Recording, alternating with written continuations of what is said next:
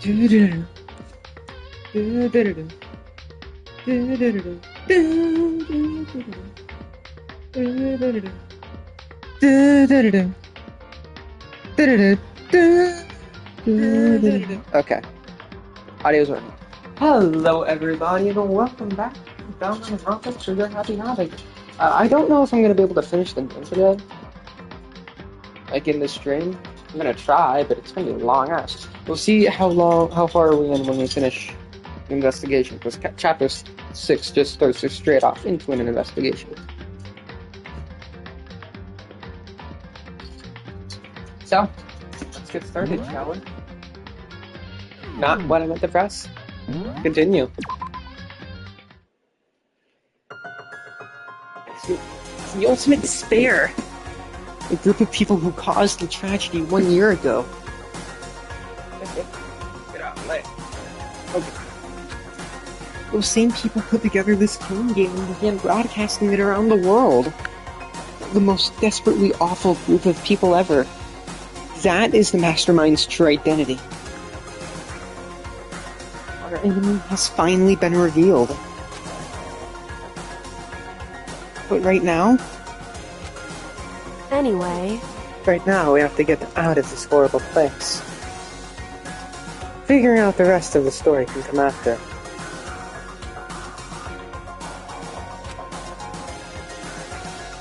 Yeah, you're right.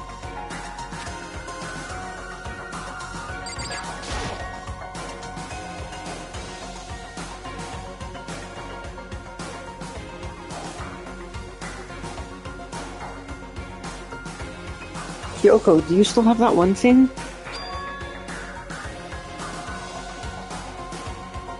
Monokuma's secret tool that you got from the headmaster's room. Indeed. Of course I do. It's an absolutely vital part of ensnaring the Mastermind. I would never part with it. And it can open any door in the school, right? That's right. That's right? Oh, well, sure, okay.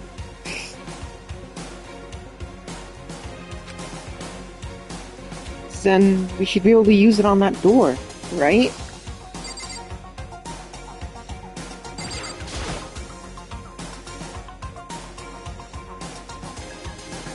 Hey, Kyoko, we can use that key of yours to open the door, right? It's true. Let's find out.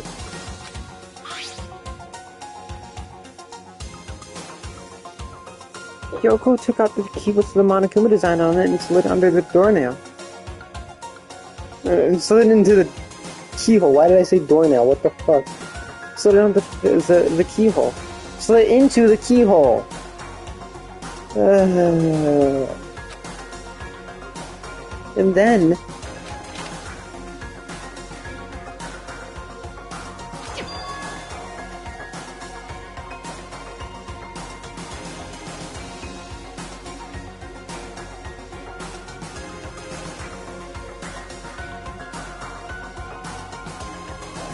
Yes, it opened! Indeed.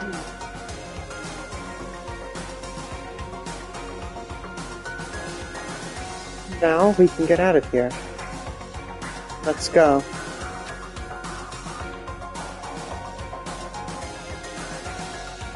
Sounds good.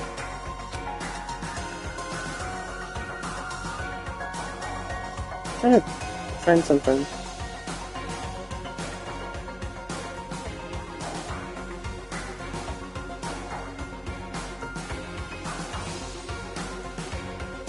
We quickly opened the door and made our escape from the garbage pit.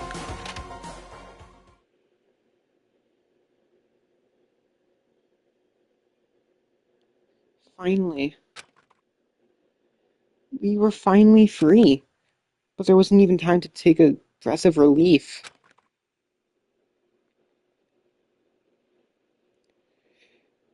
Because the real fight had just begun. Ultimate pain, ultimate suffering, ultimate despair, ultimate execution, ultimate death. Hell of a title. After leaving the garbage pit, we found ourselves in a tunnel extending straight up. There was a metal ladder leading up into the tunnel. We started climbing the ladder, intent on reaching the surface.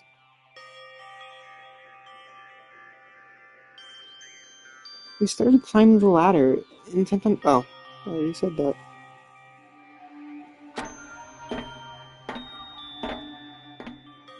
The ladder was impossibly long. I couldn't even see where it ended. We climbed into the darkness. The passage was so dark and cramped I couldn't even see my own feet beneath me. I had no idea we were so far down. Hey, Don't lose your footing. If you slip, I won't be able to catch you.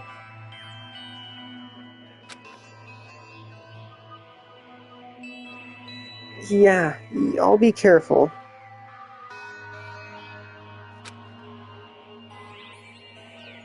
But now that you said that, I'm getting kind of nervous.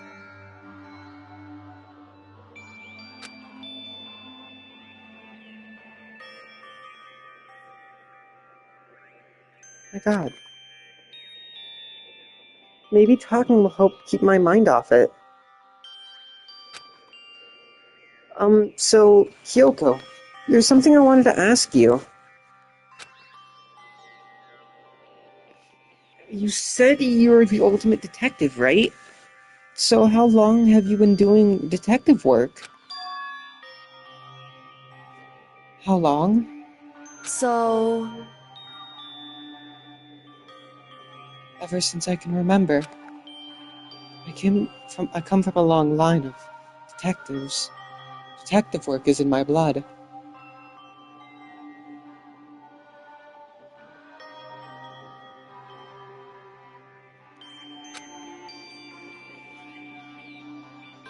There was a time when being a detective was considered a sacred duty. My family's always seen it that way.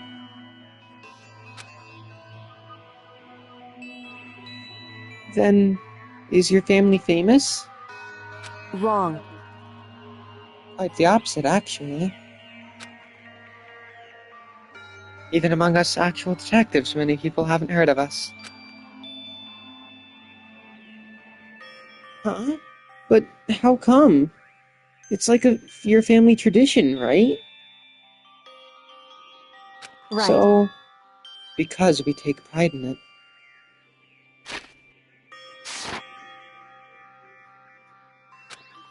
Pride? Indeed. A detective is neither light nor shadow. They represent neither justice nor evil. That is how we can uncover the truth. The absolute truth. We stand natural in all things. And to do that, we have to stand separate from the rest of society. Which is why we've made a conscious effort to conceal our existence. A conscious effort? It's true. It's kind of old-fashioned, and I can't say it's entirely rational. But our family creed, and we do what... But it's our family creed, and we do what we must to protect it. Because, like I said, it's our source of pride. Pride? So that explains it. Before I came here, when I was looking up the info about the school online, I never saw anything about her. Because she hid herself on purpose, to protect the pride of her family. However, And yet, I gave up some of that pride. Huh? In order to enter Hope's Peak, I had to reveal myself to the school. I did it knowing it was something a true Kirigiri detective would never do.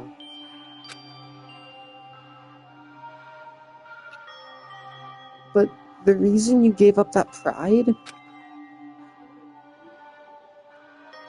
It's the reason you would go so far to enter Hope's Peak. It was because that's how much you wanted to reconnect with your dad, right? There's no shame in that.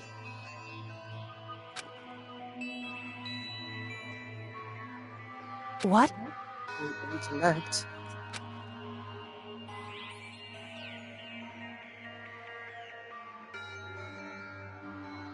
I had absolutely no desire to reconnect with my father.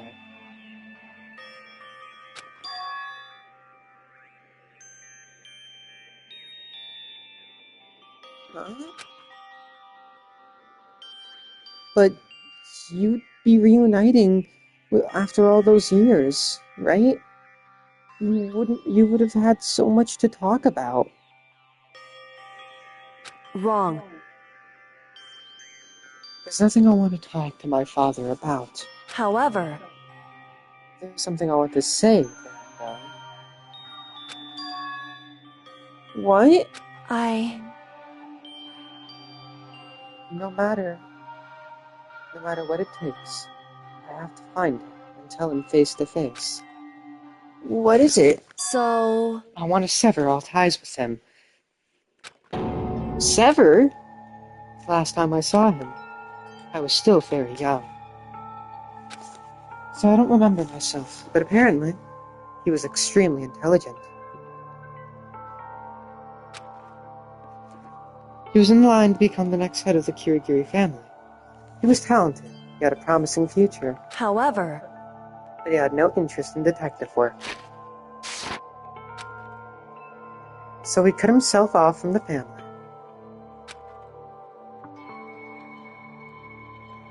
Not long after that, my mother died and he simply ran away.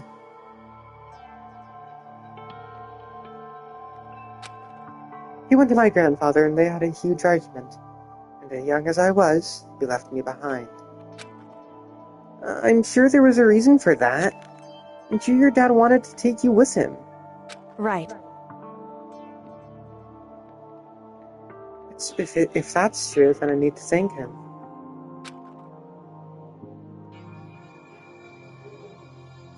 Thank him for leaving me. Because unlike him, I take pride in the work I do. I take pride in my family name.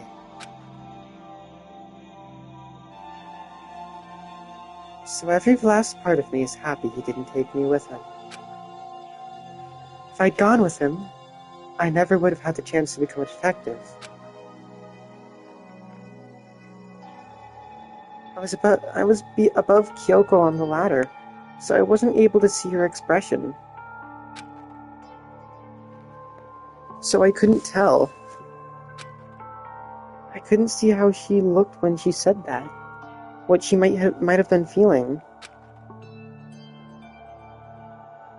All I could tell was that compared to her usual self, she was more talkative and more irrational. I don't blame you, you know? He had his own life to live.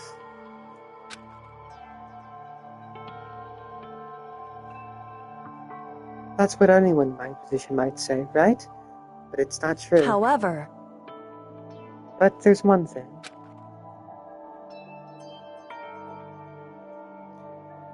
One thing that I can never forgive. Really? so... The way everyone else looked at me. I was never sad about being left behind. Like I said, I think it was a good thing. However, But when the rest of my family looked at me, they saw something different. They only saw me as a little girl that was abandoned by her father. That's how they see me to this day. His shadow has been following me my entire life. I'm sick of it. I need him out of my life. I need to step out of his shadow. Correct. That's why I have to find him. And tell him we're no longer family. In order to settle the past. In order to remove him from my life forever. I have no doubt he forgot about me years ago.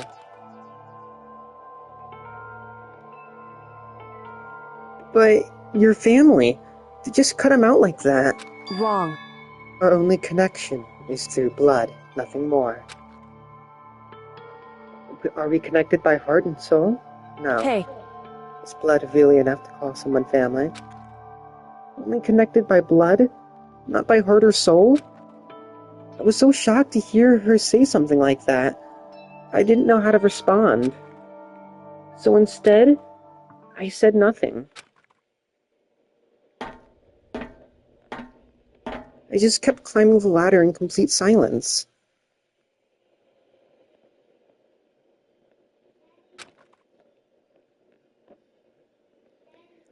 And after I don't know how long, we finally reached the top.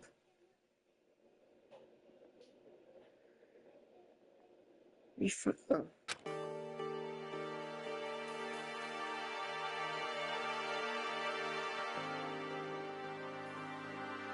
It looks like this is it. indeed. On the other side of this door, Hope's Peak is waiting for us. We're back. That's right. Remember the hatch on the ground near the trash room? I'm fairly certain that's where we'll come out. I unlocked it early, so it should be open without much trouble. Well, here goes nothing. I reached my hand up and pushed against the door.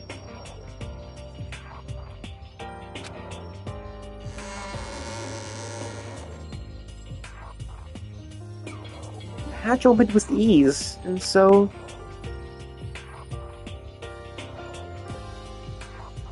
looks like we're back. I can't believe how long that ladder was. Exhausted. Can't exactly say we're safe and sound, but at least we're out of there. Now we're back in Hope's Peak Academy. Kyoko, thank you. I never would have gotten out of there without you. No thanks necessary. I was just returning the favor.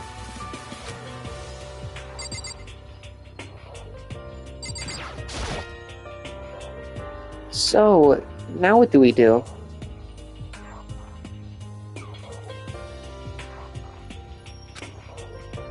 I'm glad I didn't die, of course, but if the mastermind finds out... And I'm worried about you too. You helped me, so they might... Listen. You're worried? Yeah, of course.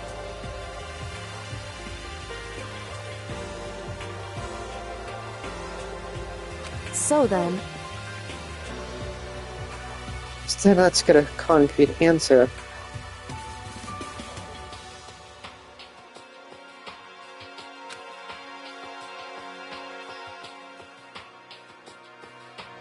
Huh? In other words... Let's ask Monokuma if there's a problem with you escaping. Wait, that's...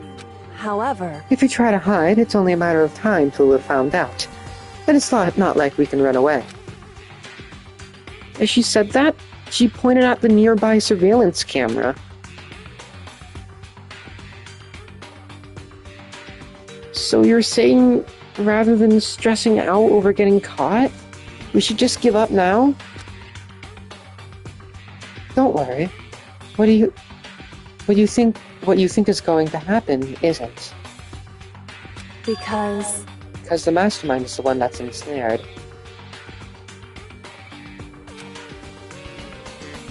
The mastermind is ensnared? You said something like that before. Does it mean... So... What does it mean? The mastermind stood exposed during the investigation into Mukuro's death. There was a moment where the mastermind let their guard down. There was? Right. If we can talk to Monokuma, we can confirm it.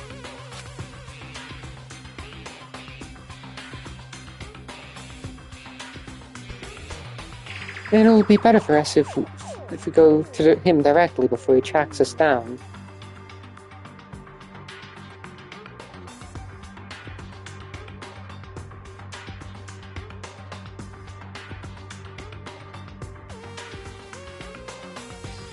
Hold on.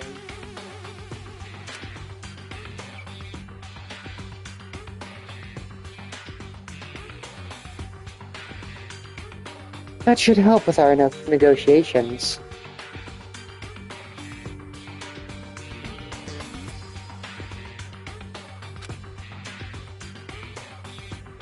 I'm still a little, super uneasy about this. But we don't really have a choice, do we?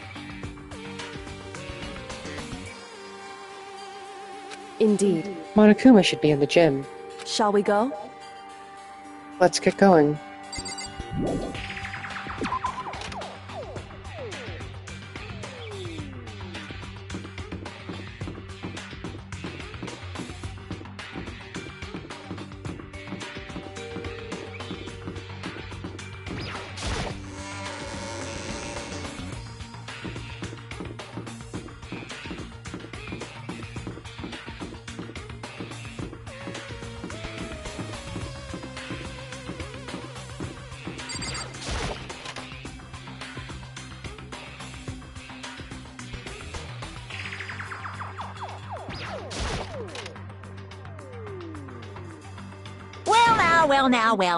Well now.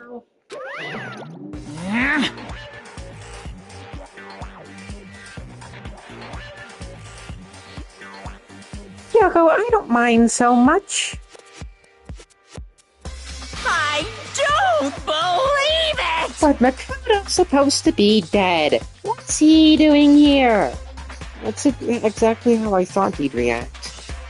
Are we really gonna be okay? You're supposed to be punished. Yoko, help you out. What? So what if I did? What will you do? Shing! The guilty parties exposed during the class trial, they alone will be executed. It's unfortunate, but that is the rule. So I gotta punish you again. This time I won't leave anything to chance. Kyoko, do whatever you have to. What? However, But before you do, let me just say one thing. now, If you execute Makoto, that means you lose. Not that that matters to you, right? Huh? I lose? Hey! Ew, explain yourself. What do you mean by that? because Well, you set up this latest class trial yourself, right? I was getting in your way, so you wanted an excuse to kill me. in other words, I was supposed to be chosen as the Blackened and then executed, right? Hey, what are you talking about? however, But when Makoto chose to overlook my lie, your plan came crashing down. The results of the trial weren't at all what you were expecting. Because you never imagined that in that position, one person would protect another like that. right, And in response to that unexpected development, indeed, you reacted by proclaiming Makoto the Blackened and trying to execute him. You made the choice out of desperation. No, more than that.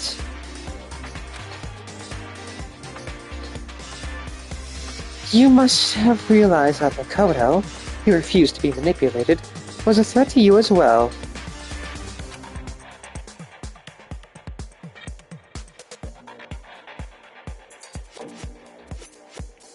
however, But then there was another unexpected development waiting for you. An entity that would throw a wrench, so to speak, in your previous execution machinery. Alter ego. You never imagined the possibility of a being that could come to our aid even after you'd killed it. am I wrong? Now, here's the absolute truth. Makoto didn't kill Mukuro. You did. Listen to me. So, executing Makoto for it would surely be a violation of your rules, which I know you love so much. If the back end is exposed, they alone will be executed. That's what you told us, right? And that means I lose? You talk big game. You're saying the black end is me and not Makoto. Well? You can prove that. Prove this, right? Well, No, I can't. Don't just say it like that. What is this, a comedy routine? You make such bold claims without a shred of evidence. that doesn't matter. I don't have anything right now. With a little more time, I guarantee I'll find some. That's right. Because no matter how deeply you try to bury it, there's only ever one absolute truth. Boom, boom. You know, you were trying to talk like some kind of famous detective type.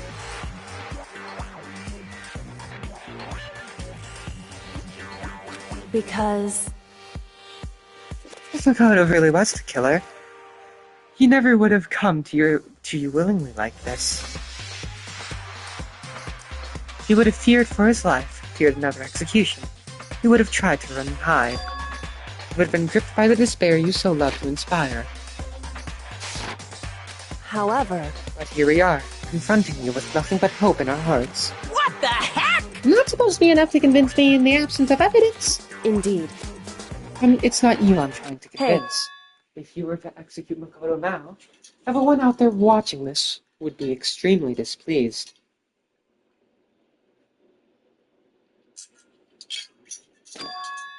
Huh? Indeed. Imagine what everyone out there would think if you killed Makoto. They would assume that you killed him because what we said is exactly right. Listen to me. Despair can never kill hope. Hey, Of course, you can say we're just making this all up. You're welcome to prove us wrong. Now you have no choice but to prove it. Because if you kill Makoto without proving your own innocence, you'll be accepting your own defeat.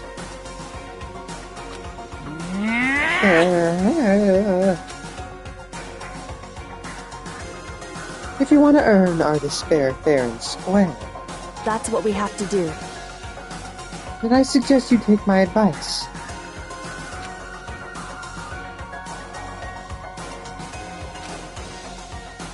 So, what is this advice of yours? It's true. Let's do Mukuro's trial over again. Only this time you follow the school regulations to ensure a fair trial. It's time for one last showdown. One final battle between hope and despair. Hey, Well, that would make for a proper climax, wouldn't you say? A fair trial. One last showdown. This would be your chance to expose the true identity of Mukuro's killer. The mastermind themselves.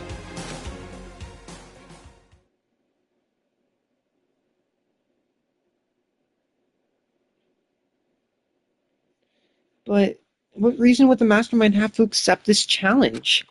They'll probably just execute me without another word.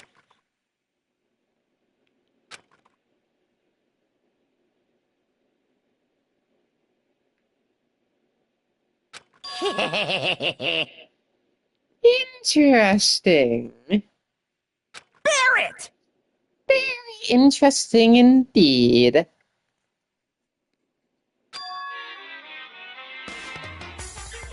Barry? What's wrong? Oh, I was getting bored, so I decided to change things up a little. So it's time for bear jokes.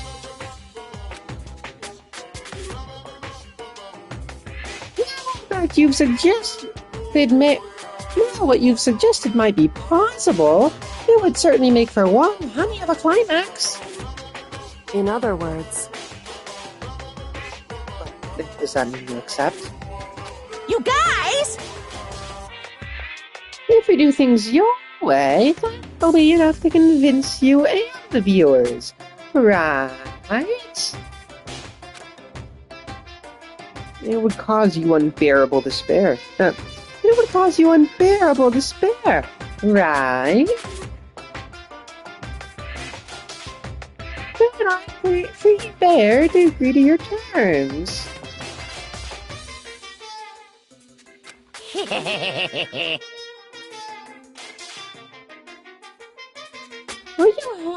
Will your hope win out, or will my despair claim victory?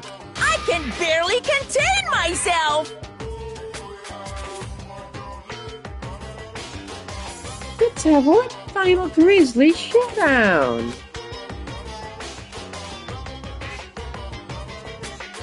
He agreed.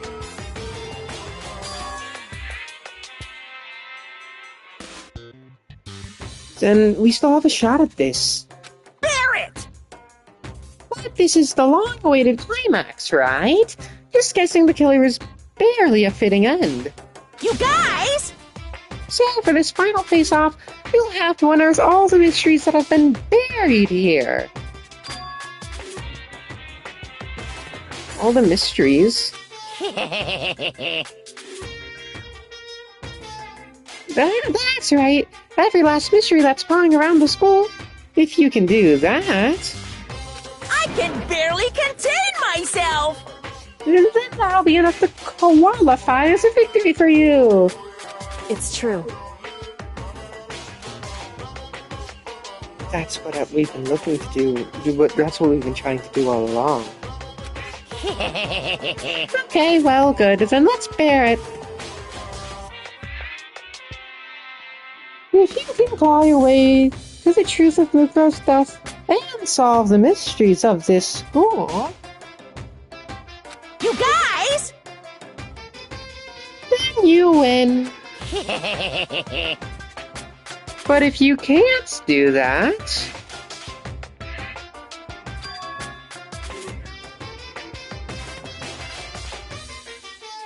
well, I'll face execution, right?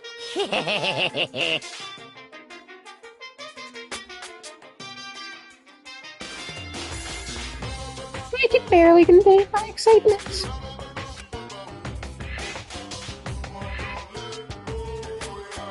When you learn the whole truth, what kind of despair will you show me?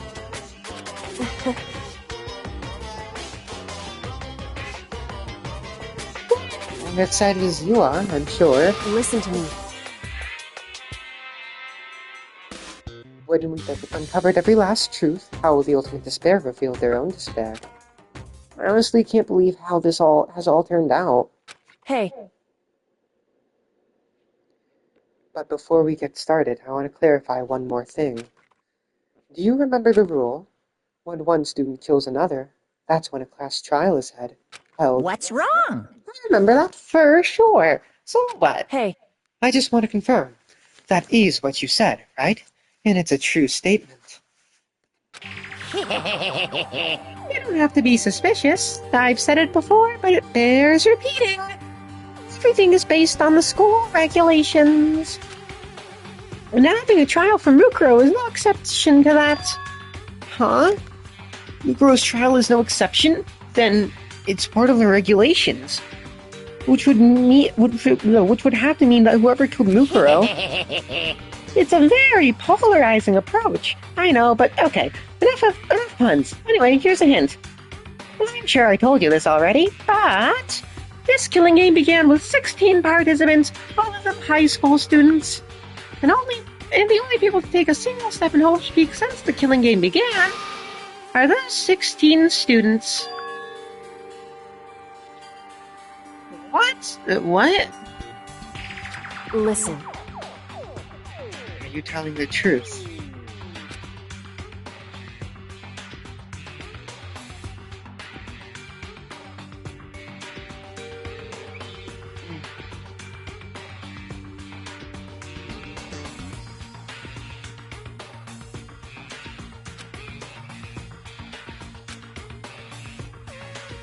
Why'd you go quiet all of a sudden?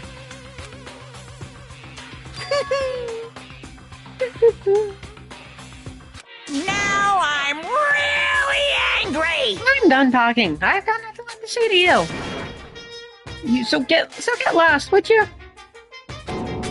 Why so mad? He seems emotionally unstable. Get down. Hey! Leave me alone. Get out of here.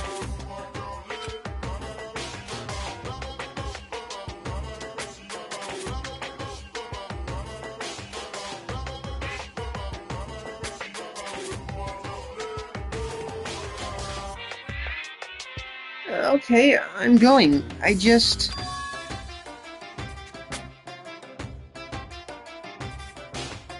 You're really gonna let me go? I don't even care anymore. You're gonna get your punishment later anyway. I need to start getting it ready. A super duper extra special punishment. Overflowing with despair.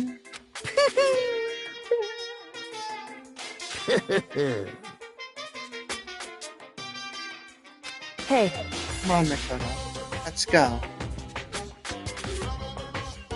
Okay. Oh my god. So much laughing. Monokuma's unstable laughter seems to cling to us as we walked away. And just like that, we were out of the gym.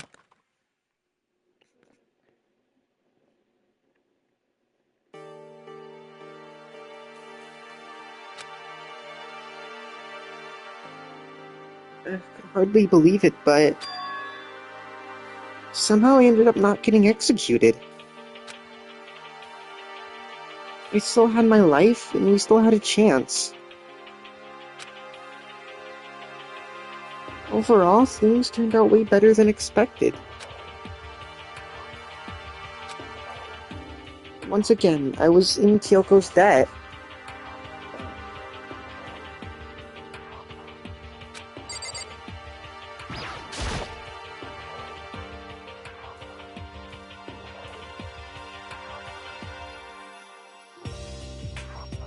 Kyoko, thank you.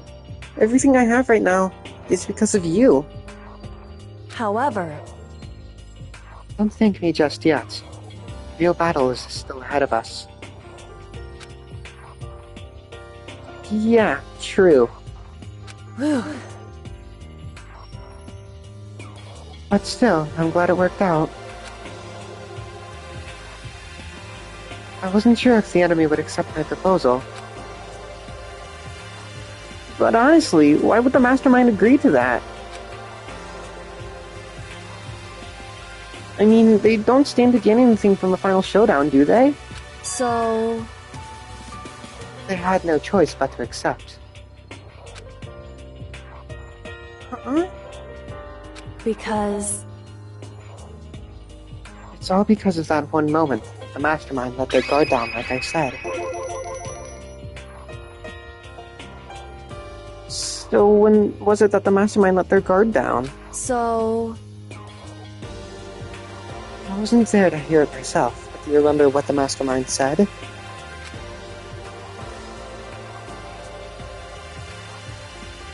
They said they had hijacked the airwaves to broadcast their school life to the outside world. Yeah, they definitely said that. Listen, And what did you think when you heard that? Pretty hard to believe, right?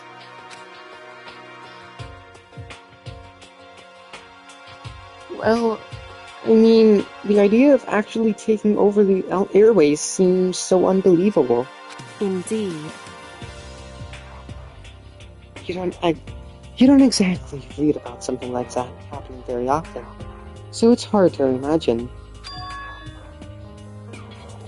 In other words, that kind of thing is extremely difficult to pull off. However, And yet, somehow, Mastermind was able to do it. in other words, Think of it another way. There must have been some reason they had to do something that difficult. Reason? So... They had to show the world something, no matter the cost.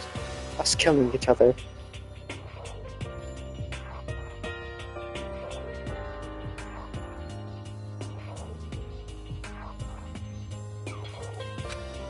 They wanted to show the world? it would seem... The Mastermind has been very adamant about not killing us directly, but forcing us to kill each other. And all of their rules and regulations were designed to encourage that. Yeah, that makes sense. If those stupid regulations didn't exist, nobody would have killed anybody. In other words... So the Mastermind's ultimate goal was to make us kill each other, and show that off to the world. But why? Correct. To prove a point, most likely.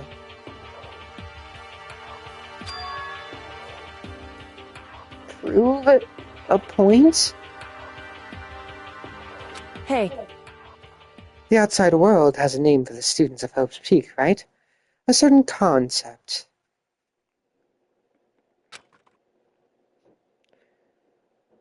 You're talking about hope, right? that's right.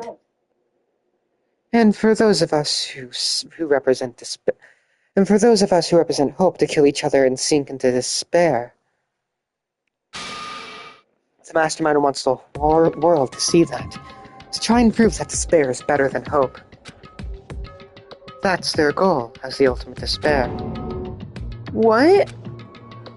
They want to prove that despair is better than hope?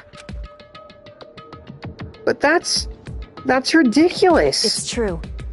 You're right. It is ridiculous. It's the kind of thing that nobody but those who call themselves the ultimate despair would devise. That group whose only purpose and motivation comes from despair. But is that really their only reason for making the rest of us suffer?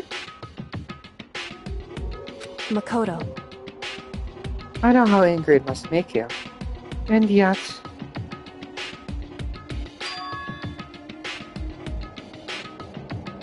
that same motivation is what led the Mastermind revealing their weakness.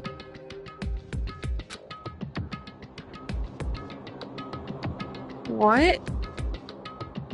In other words... Because their goal is to broadcast this killing game to the world. The Mastermind has had to be more particular than is reasonable about their own regulation.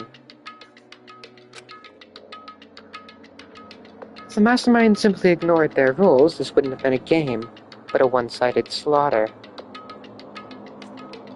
At the very least... At least, that's how those who are watching this would have seen it.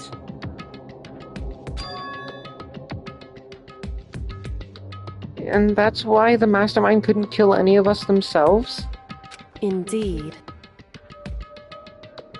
That is precisely the reason. No matter how much they may hate what I'm doing, I haven't violated a single one of their regulations.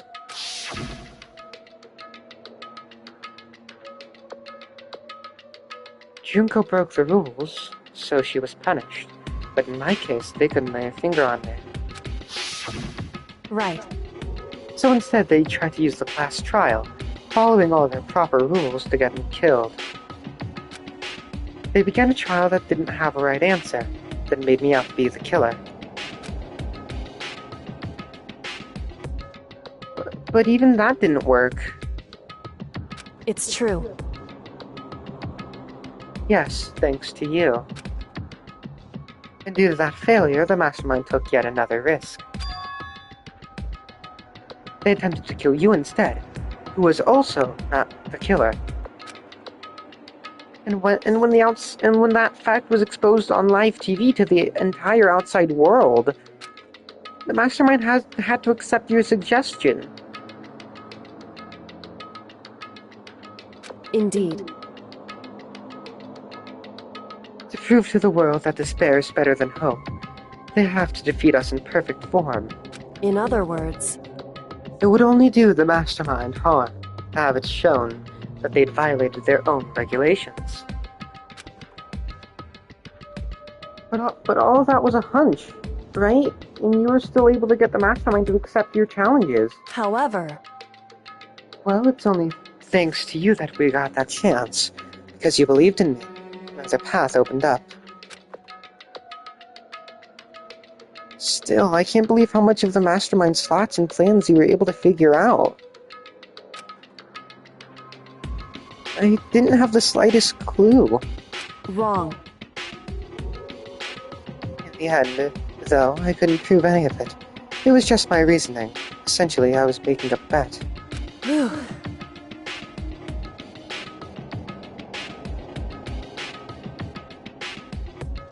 But it looks like I got it right. This time, at least, I won the bet. She let out a quick sigh. I took it as a small sign of relief. To be honest, I haven't been that nervous in a long time. I totally couldn't tell you were nervous at all. She seemed totally confident from the moment we decided to go talk to him. While presenting a strong demeanor is a fundamental part of negotiation and persuasion, wouldn't you say? Plus, if I'd showed my uneasiness, that would have just made you that much more uneasy.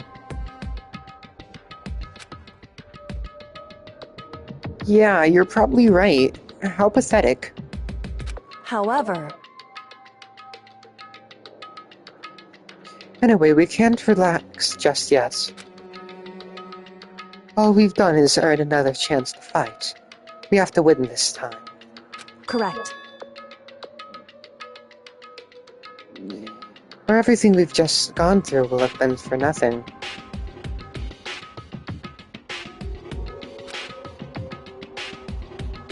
You're right.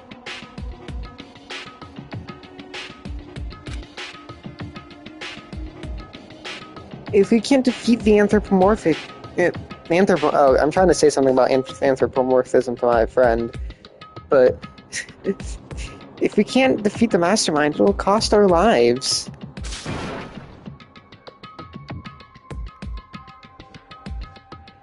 There is no option except to win. But before we begin the final battle, we have to tell the others what's going on. True, but now we know who our real enemy is.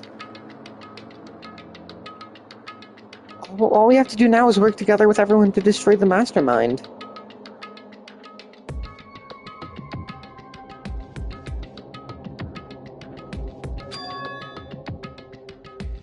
Work together with everyone. However, Is that really possible? Huh? anyway, Right now we have to go find the others. shall we go? They're probably in the dorm somewhere. Shall we go?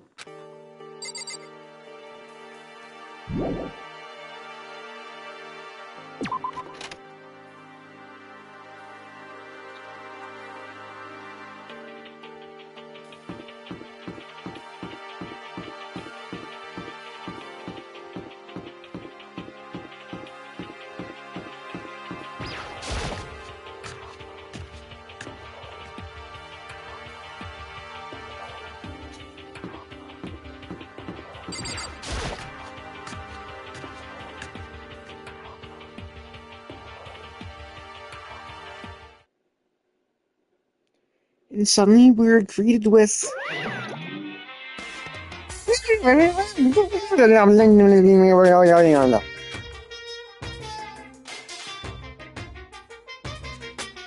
You again. I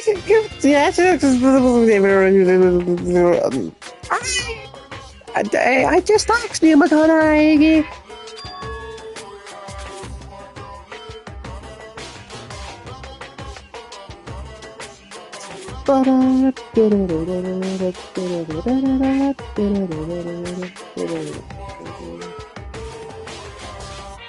Is he broken? I suppose his emotional instability reached its limit.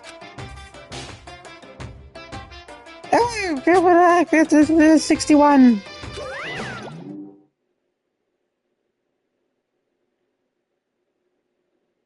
Jeez, what the heck? However,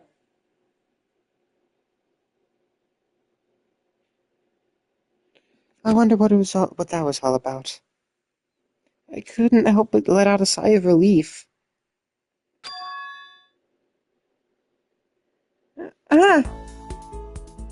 Is that Makoto? Oh, even Toko's happy. You guys! It is! There's no two ways about it, that's Makoto! Huh? You survived? Jeez, you're like a stubborn little cockroach, you know that? I'm just asking to make sure, but you're not a ghost, right?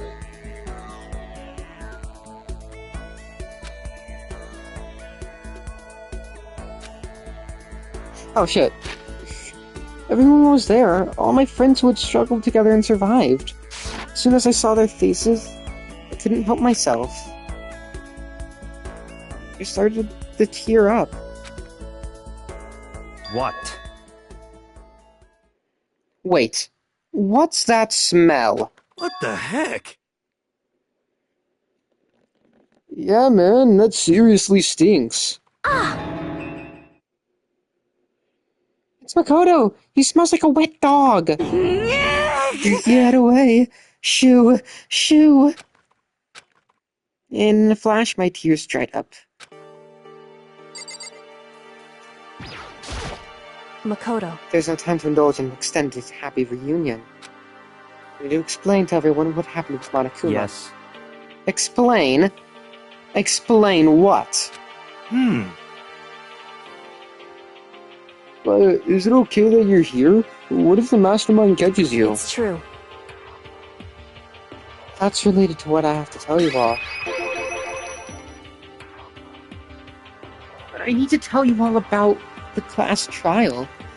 Huh? Last class trial? In other words, We're going to redo the girl's trial.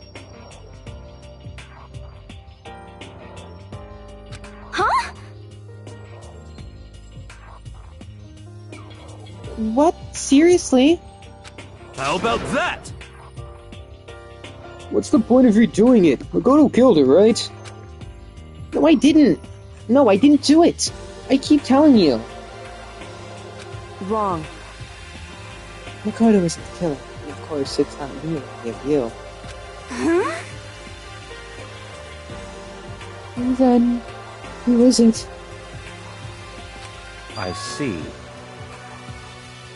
What she's saying is, it was all the work of the mastermind. Huh? What? You're saying the mastermind killed Mukuro? That's right. That's right. It was all an elaborate trap contrived by the mastermind. Makoto spotted the trap in time and did what he had to do to stop it. However, But his decision meant that he would be the one to die.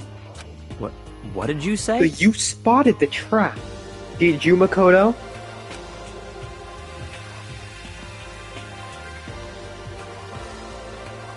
You make it sound like it was easy. I just, however, But executing Makoto, who wasn't the Blackened, is a clear violation of the school's regulations. The rules state that only the Blackened is to be executed. The mastermind broke their own rules. Which is why I went and negotiated with them to have the trial one more time. Huh? And the mastermind agreed? Does that mean they really did break the rules? They had no choice but to agree. You used the TV broadcast to gain the leverage you needed, didn't you? correct. Very observant of you. Naturally. I recall what you said at the end of the last trial. When you said now it's the mastermind who's ensnared... Flocka, move. Flocka, move. Move! Jesus. Don't be mean! When you said now it's the mastermind that's ensnared, that's who you were referring to. Hey, I'm totally in the dark here. For anyone who doesn't understand, you can ask Kyoko to explain it again, later.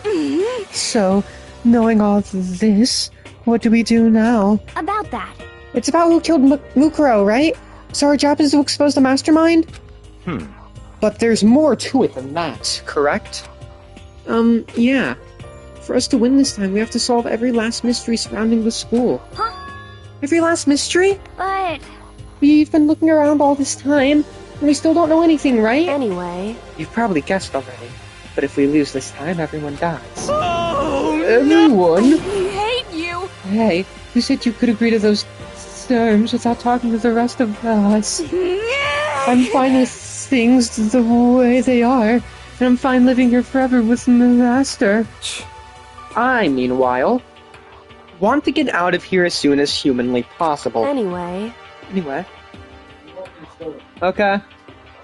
At this point, the only way for us to survive is to unravel the truth. In other Interesting. words, one decisive final battle. A rather interesting development, I'd say. But... But figuring out who the mastermind is, how they killed Mukuro, and all the school's mysteries. It's a pretty tall friggin' order. But this time is a little different. Maybe, but this trial is different. Maybe, but this time the trial is different. We know who our enemy is now. So if we work together and search as hard as we can, I'm sure we'll solve all those mysteries. I'm not so sure about that. Huh? I can't agree with the idea of working together with everyone. You can't agree? Why not? I mean, working together with everyone seems like the most obvious way to solve all the mysteries. indeed. That's what I thought too, at first. Until Monokuma gave us that little hint of his. Hint? It's a very polarizing approach, I know, but okay, enough puns. Anyway, here's a hint. I'm sure I told you this already, but this killing game began with 16 participants, all of them high school students. And the only people to take a single step in Hope Speak since the killing game began are those 16 students. I see. Monokuma said that, did he? Then Kyoko's opinion is perfectly reasonable. But why? So, in other words, If the mastermind really is the one who killed Mukuro, as Kyoko says, then the mastermind would have had to set foot in the school, right? Monokuma could probably murder Mukuro, but there's no way he could have disguised a scene like that. in other words, But according to Monokuma, the only people who have set foot in Hope's Peak are the 16 students who have been taking part in the killing game. Then the mastermind is... There were 15 of us in the main hall at the very beginning. They had in Mukuro, and you get 16. So the mastermind would have to be one of them? that's right. And of those 16 students we started out with, the only ones still alive are the people standing right here. Need I continue, or do you get it now? What? You're saying the mastermind is one of us? No way! You can't be serious. Wait, we can't say for sure that's true yet. Monokuma might have just said all that to confuse us. Indeed. It's certainly a possibility, but only one among many. The mastermind being one of us is also a possibility. And that is one possibility we can't ignore. Yeah, I mean, they're ultimate, right? The ultimate despair. So they must be a high schooler. You can't say it's not possible. But if one of us was the mastermind, They'd have to be controlling Monokuma somehow, right? But did you ever see anyone acting suspicious anytime Monokuma was active? Well, Maybe they snuck off and controlled him in secret. but... I don't care how sneaky you are. We would have noticed someone sneaking off that many times. I'm right, right? Maybe Monokuma was on autopilot. Maybe they loaded up all the dialogue and actions beforehand. In that case, there's no way he could have had all those back and forth conversations with us. Well, it wouldn't be entirely impossible if they directed the flow of the conversation. Well, maybe, but still.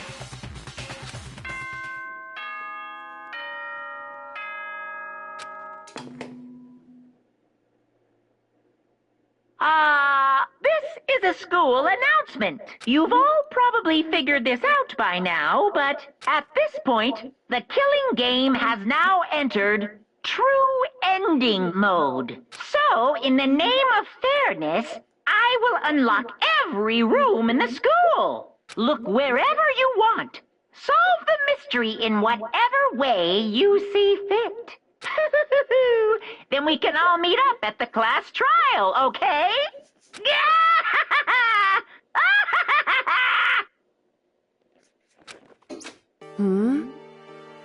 How very magnanimous of them to unlock all the rooms. That's fine. The time for talk is done. Now we need to begin our investigation.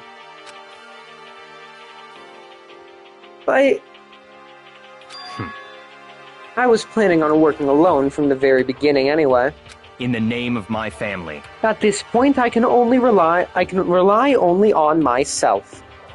On the Togami blood flowing through my veins. I have no time to worry about the rest of you. Each of you must uphold your responsibility. Goodbye. Well then.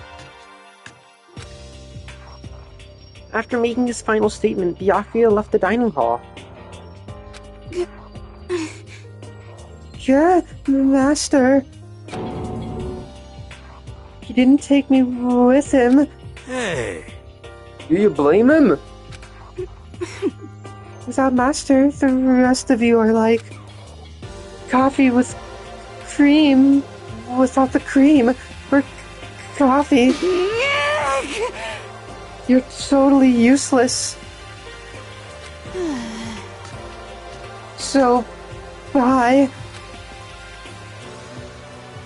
With that, Toko trudged out of the dining hall. And now she's gone. And you're gonna go off by yourself, right, Kyoko? Indeed. Chill. Sorry. Hold on. Chill. God, okay. That's right. Which just leaves Makoto, Hina, and me. You know? In that case, I'm gonna go by myself, too. Just a second. Wait, how come? How about that? Just wait and see. I'm gonna use my totally awesome spirit power to figure out the mastermind's identity.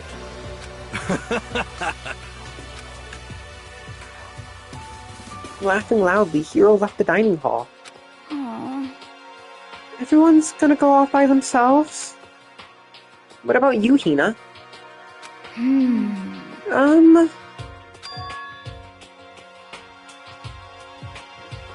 I guess I'll do the same thing. But, I mean, it's not that I don't trust everyone, you know? But up till now, I haven't really been all that useful. I just depended on Sakura and everyone else. You're not useless. If you hadn't been here, I would have died. Huh? Makoto!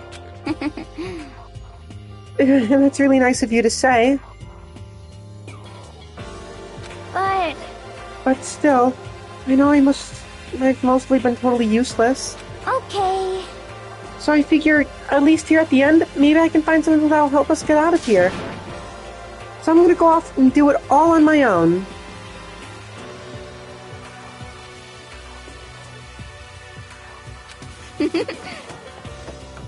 Okay, see you later. Hina was in surprisingly high spirits as she dashed out of this dining hall.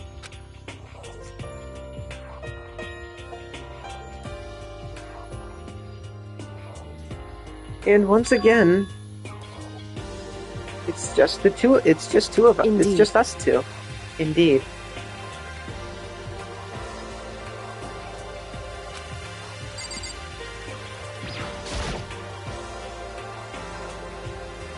So, you're gonna go off on your own too, right, Toko? However, Well, don't misunderstand.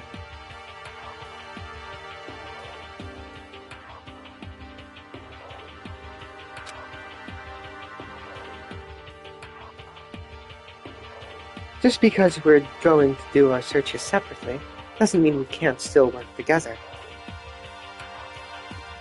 so... That goes for all of us.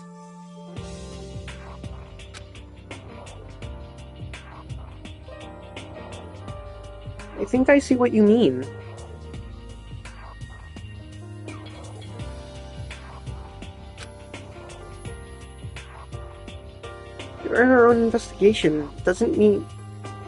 Doing our own investigation doesn't mean we can't work together in the end.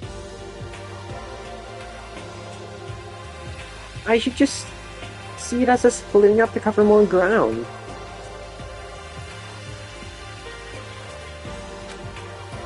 And then we can get back together and share what we found. Yeah, that's right. So then, Well, I'd better get going. I have an endless list of things I need to check. correct. Monokuma said all the doors in the school had been unlocked, right? So we should be able to investigate every nook and cranny in the school. We can visit all the places we couldn't go before. Makoto, No matter what it takes, we have to uncover the truth.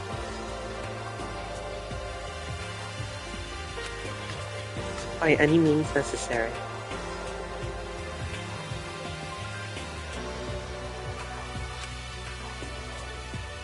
With that, Kyoko was gone. Leaving only me.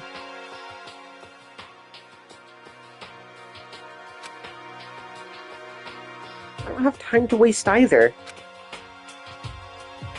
I have to begin my search. I still can't believe the mastermind might be one of us.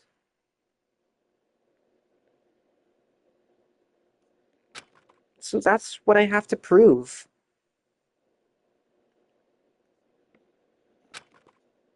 I'll prove that the mastermind isn't one of us. I'll expose the mastermind's true identity and solve the mystery of the school.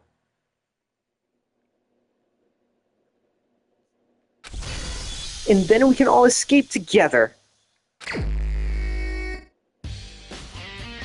I guess I'll start by taking another look at Mukuro's Monokuma file. Due to the explosion, the victim's identity is unknown. They were, however, dead before the blast.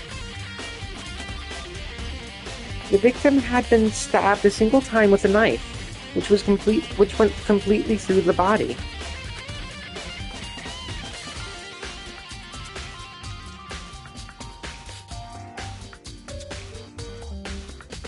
They had also been struck in the head with an object about as thick as a metal pipe.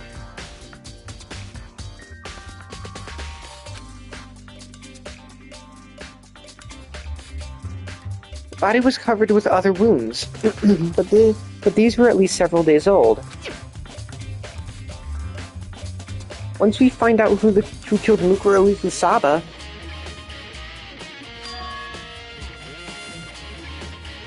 then we'll know who the mastermind is.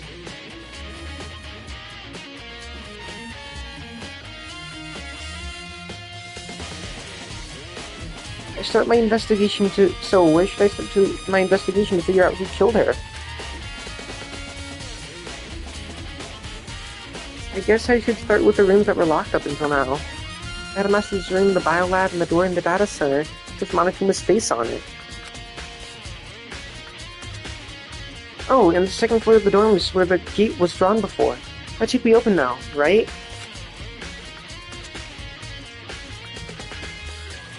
After that, I'll have to double check the areas that are connected to the murder.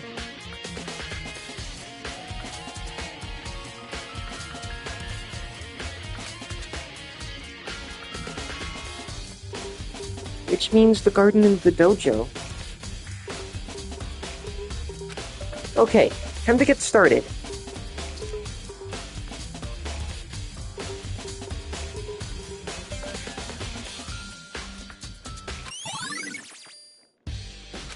Oh, wow.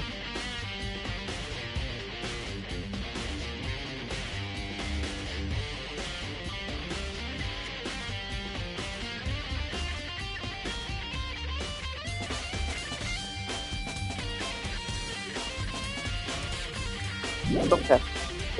So, I think we should, not map them, go to my map. Places to check. Why isn't it just a list? Headmaster's room, 4th floor, biolab, 5th floor, Headmaster's biolab, Monokuma door and data center, the 2nd floor door. Okay. I guess we'll go from, like, left to right, I guess? Well, up to down. Down to up. Oh yeah, that was a lot. The gate's open. You can finally check out the 2nd floor of the dorms. Which means I have to do it.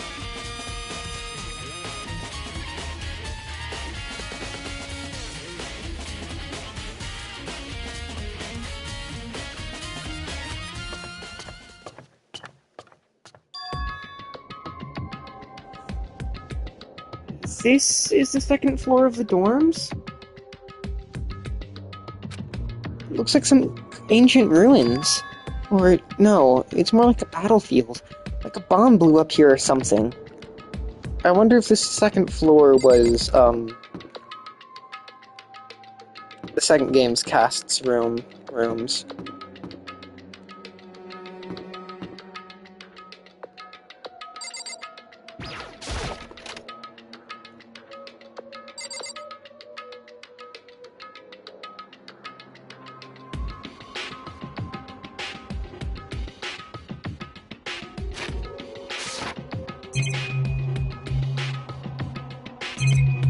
Oh, that was the door. Wow.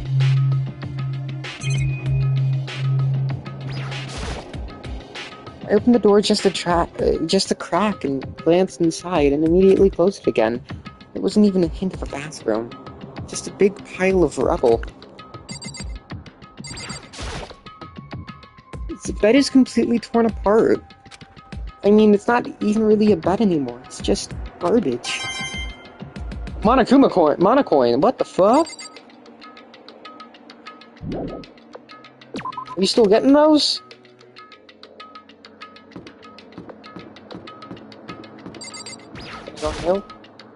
This is the girls' bathroom. Even in a place like this, I can't bring myself to go in. God damn it, Makoto. It's a bathroom. Calm down. Nothing. Why is this perfectly fine? Why is this bathroom perfectly fine? I wanna see. You're alive. That door is weird. That door doesn't fit the frame. This room doesn't really feel like a student's room. It has a more adult atmosphere. It's the headmaster's private room. Kyoko! Indeed. I've been through this room several times already, but I still have one little regret. So I decided to check it out one more time. Huh? A regret? My god. Alright, talk to you first. Kyoko looks almost weak right now.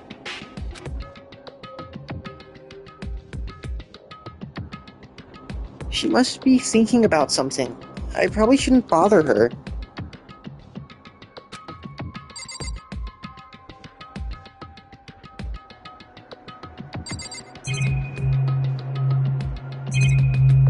That should make things easier for me.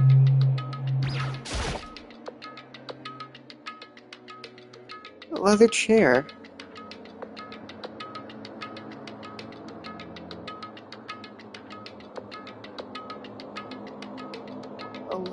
A leather chair.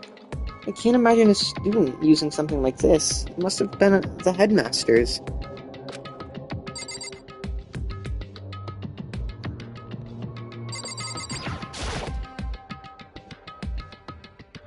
The desk is home to a computer.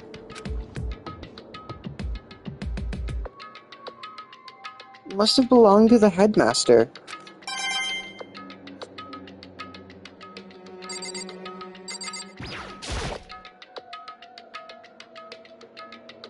There's a PC on the desk. It must have belonged to the headmaster. It would seem... Whoever used this last, looks like they were very interested in the Ultimate Despair. The PC still has some search results left on it. Then we might be able to get some info on the Ultimate Despair. However... There's not much. Nothing we don't already know. In other words... The Ultimate Despair isn't one individual, but instead points to some kind of group. That group is responsible for the tragedy, which happened 1 year ago. What the fuck?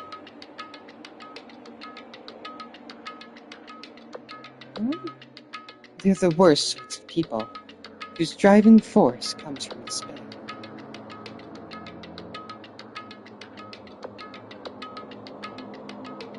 Can I add an email?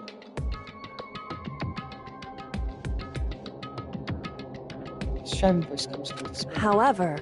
That's all there is. Not much to it, is there? Whew. But I guess that's the best he could do as a complete Kiri failure.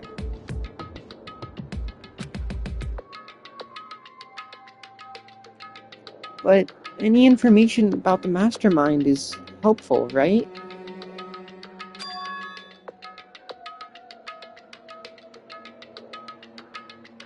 I appreciate whatever info we can get our hands on.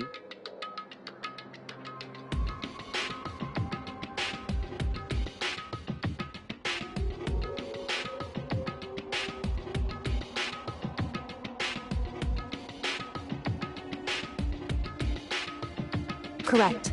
I see. That's a good problem to have. The Ultimate Despair has been added to the Truth's bullets.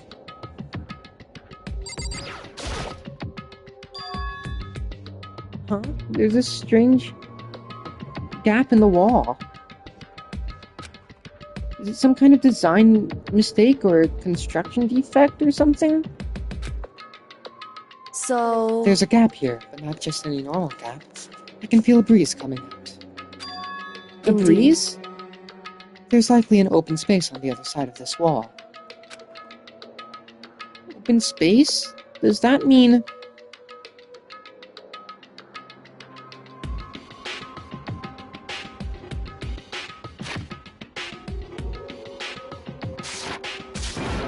You mean, like a hidden room? I think I might know how to open it. You know how to open it? Did you figure out some kind of trick or something?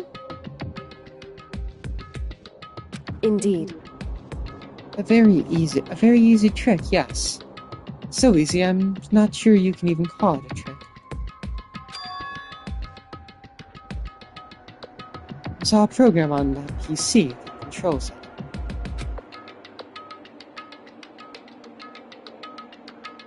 Enter the right password and the door should open right up. However... But I don't have a clue what the password might be. All we know is it's probably made up of all those letters and or numbers. We can't really go from there. You're right. That's not nearly enough to go on. It's true. I looked through all his paperwork, all the files on the PC, everything I could think of. Whew. Oh shit. I learned more about him than I had any desire to, but nothing that might have been his password. And I think of how much time I wasted on this. Jeez. So there's a hidden room she couldn't get into. That's what she meant by regret. I think we can assume that there must be some kind of clue waiting in there.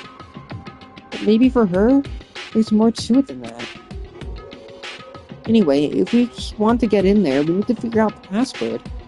And if Kyoko can't figure it out, no way do I stand a chance. No, wait, there might be a chance. The password could be something Kyoko wouldn't have thought of. Or something she didn't want to think of. For example, what about your name? What? Huh? Oh, sorry, I was just trying to think of what the password might be. I'm sure she hasn't tried it. I mean, it's totally understandable. After the way she talked about her dad, the idea that he would use her name as his password. Knowing how she is, I bet the idea never even occurred to her. Do you mind if I try, just to be sure?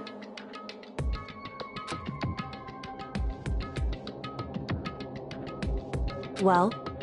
It's not like you need my permission. If you want to try it, try it. Do whatever you want. Okay.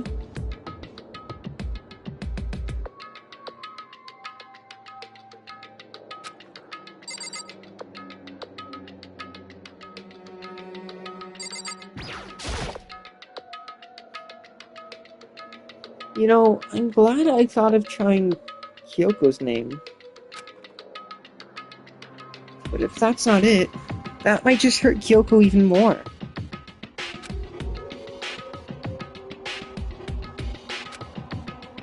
Hey. If you're worried about it, don't be. I already know your guess is wrong. Okay. In that case, here goes nothing.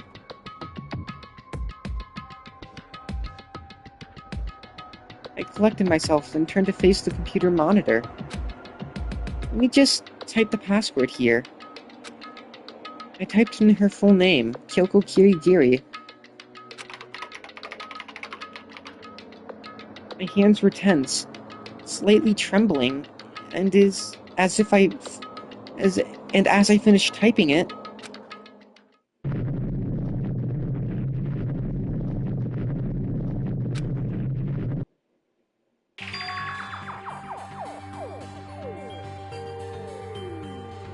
what?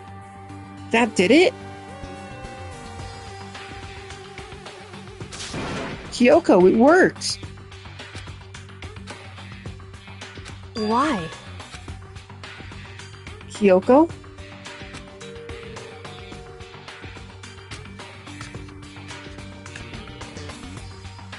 Without looking at me, she disappeared into the hidden room. She looked grim.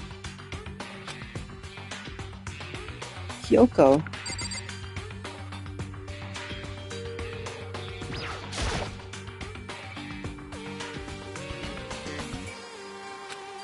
Hey, Kyoko? I may as well not have even been in the room. Her gaze was fixed on only one thing. A present?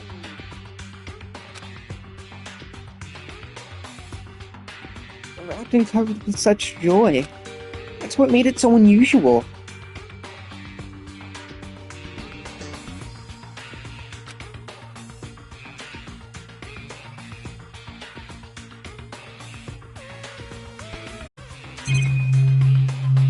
Search everything else.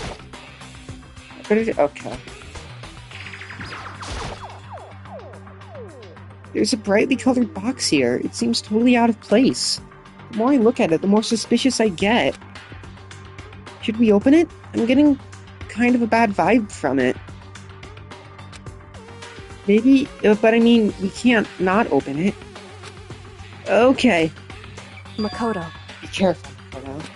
Why? You think it's dangerous? No, not dangerous. But surprising, probably. Huh? It would seem... It is what I think it is. At the very least, it's not something you'll be happy to see. Wait, so you know what's in there? Anyway... Just don't scream or anything, okay? Are you saying it's something that'll make me want to scream? Okay, I'm just gonna open it. Step by heavy step, I approached the box. I took a deep breath, then took hold of the lid. Slowly, ever so slowly, I lifted it up. Light began to sneak its way into the box. I stole a hesitant glance inside and...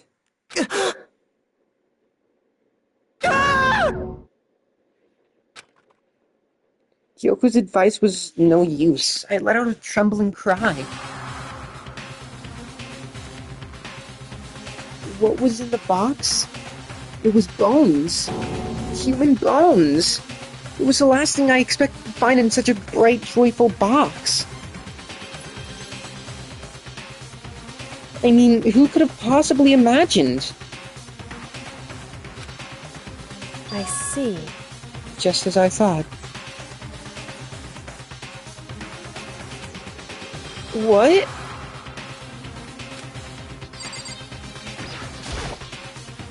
What was in the box? It was wrapped up all nice, so I never would have guessed what was inside. Human bones. Just as you thought? How could you have known that? I mean, there are bones in there. Human bones! Wrong. Well, it's not that I was thinking of the bones so specifically. I just had a feeling it would be his body. That's pretty much the same thing. A dead guy in a box.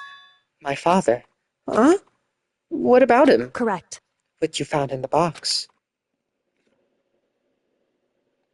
Those bones. That body. It's my father's. Or at least, what's left of him. Are you serious? This is... Kyoko's dad?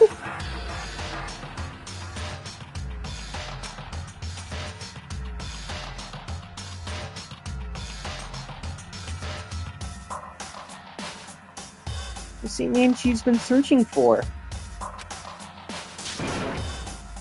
Hold on. How do you know that for sure? How do you know that's him? So... Given all the information we have, that's the only possible answer.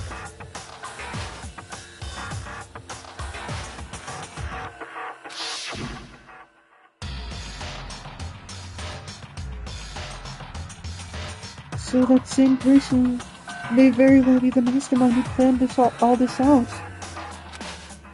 And according to the files, the headmaster is a man in his late 30s. It seems possible, even likely, that he's somewhere in this school now, right now.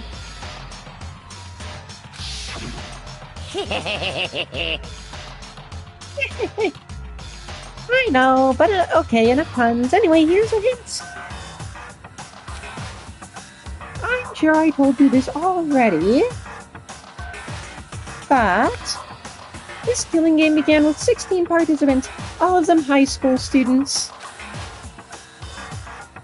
And if they were able to take a single step in Hope's Peak Academy since the killing game began, were those 16 students.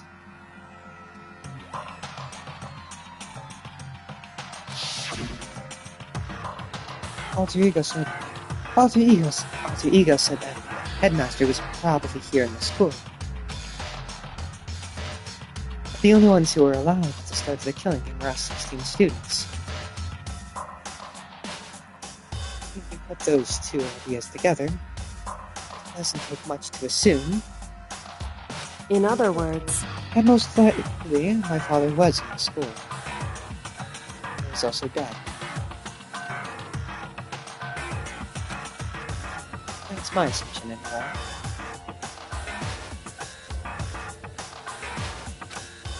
As Kyoko explained her analysis, she was completely calm. Or, no, she wasn't calm. She was only trying to seem calm. She said it was just as she thought, so she knew it was a possibility. But I have to believe that at some point she wanted to be proven wrong, which is why she never looked in the box herself, even though she had plenty of chances.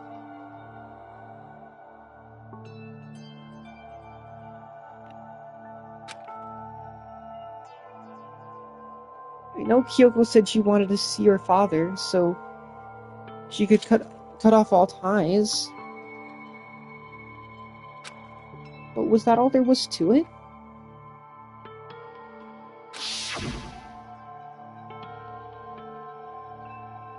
I gave up some of that pride.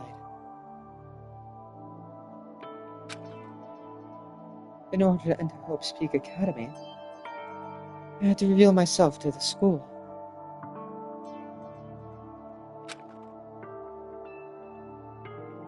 I didn't knowing it was something a true Kirigiri detective could never do.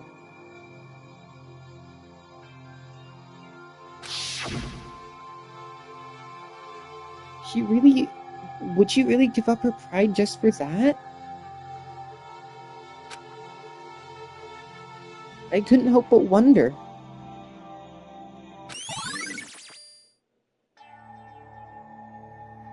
Hidden room present.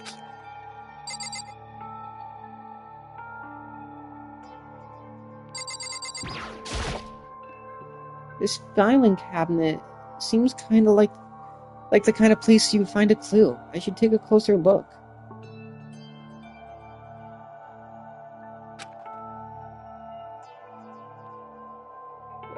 But I don't think Kyoko would like some stranger like me touching her dad's stuff.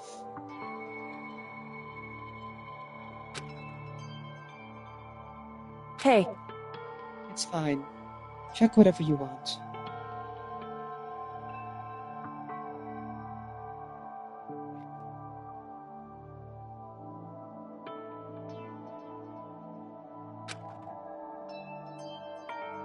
Are you sure?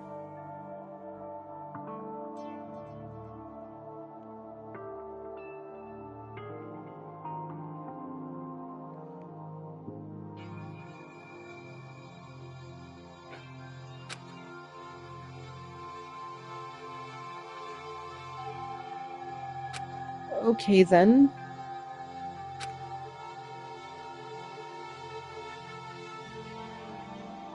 I went through each drawer one by one, starting from top to bottom. But all I found were piles and piles of unrelated documents. He was pretty dedicated to his job, huh? Well? It's just because he didn't have anything else. He could have inherited our family business, our legacy. Instead, he left it behind.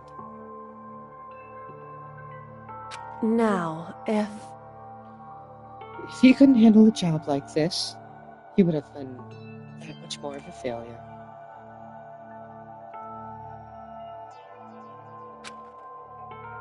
I'm sure he couldn't stand the thought of that, and it made him despair. It made him desperate.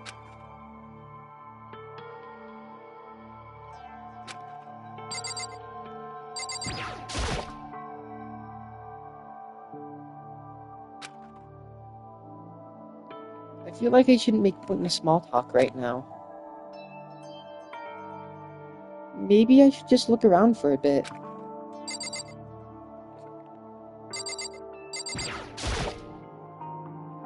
It's the headmaster's desk. It's probably hiding some kind of clue, so I really want to check it out, but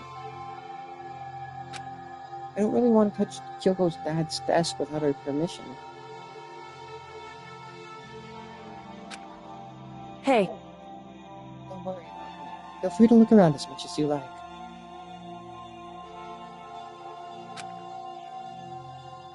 Are you sure? because... Never let anything get in the way of investigation. I don't.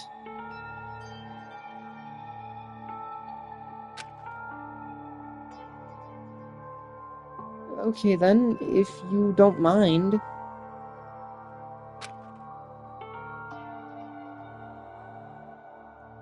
Starting from the top, I opened up all the desk drawers and looked inside. I rummaged through each one, finding nothing but unrelated documents.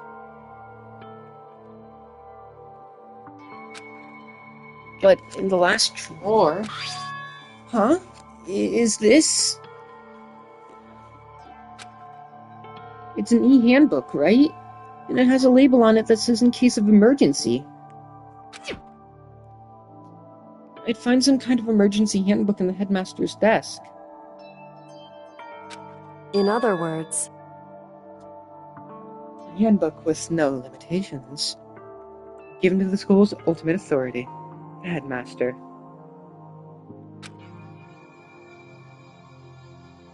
I'm assuming that's what this is. I think you're probably right. it would seem... It might prove useful as we continue our investigation. Why don't you hold on to it? Huh? But, Kyoko... I don't need it. If you don't want it, go ahead and leave it here. Then, I guess I'll take it. Is it really okay?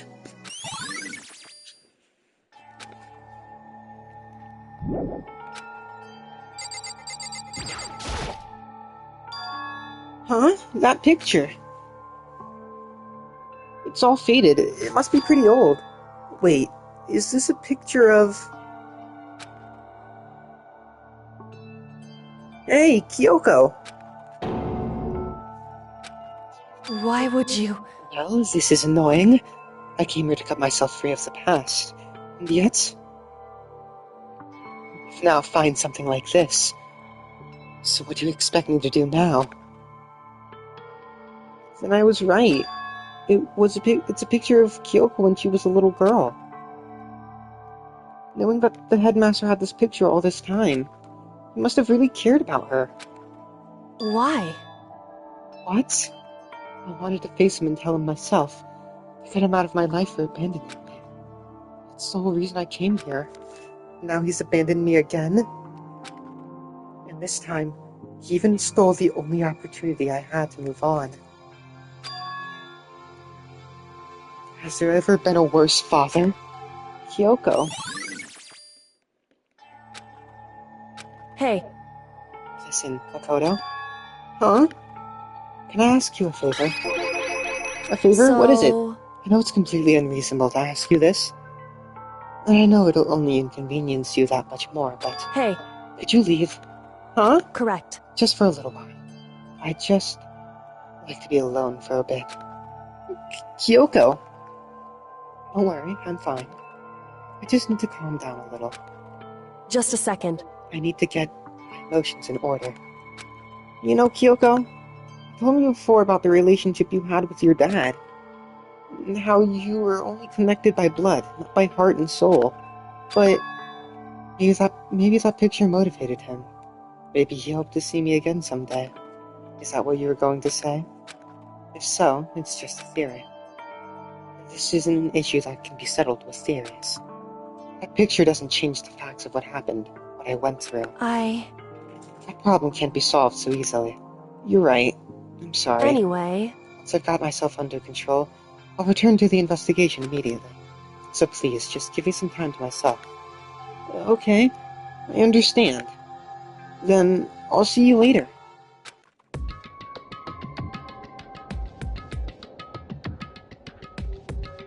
Is she really okay? Kyoko, it must have been a complete shock to her. I mean, it was a shock to me. To find out what happened to the headmaster. There's no doubt the mastermind performed that evil deed. They killed the headmaster, killed Kyoko's father. They killed him. The headmaster is dead. The one leading the Hope's Peak staff, the one who finalized the plan to isolate you, was the Hope's Peak headmaster. So that same person may very well be the mastermind who planned all this out. And according to the files, the headmaster is a man in his late 30s. It seems possible, even likely, that he's somewhere in the school right now. But we were wrong about that. The headmaster wasn't the mastermind. Which means the mastermind's true identity is... It's very polarizing. It's a very polarizing approach, I know. But okay, enough hints. Anyway, here's a pun. Here's a hint. Anyway, enough puns, here's a hint. Oh my god, okay. I need to read that 5 million times again. 15 of us met in the main hall. Add Mukuro to the mix and you got 16. And including me, only 6 of us are still alive. Everyone else is dead.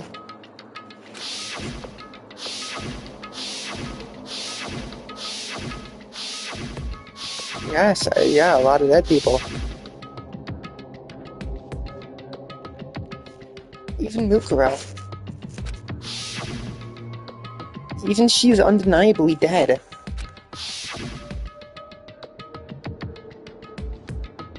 So the ones still left alive are...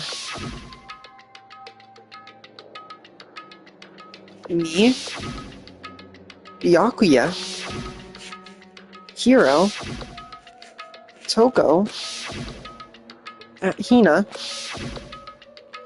and Kyoko. Only those 6 people are still alive. Then there's no question. Wait, no, that can't be.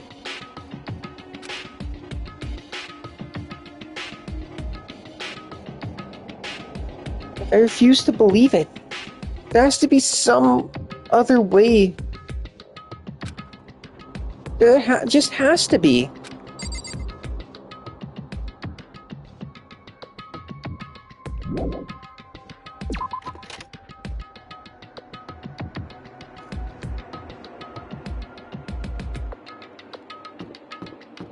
There's this room, I think.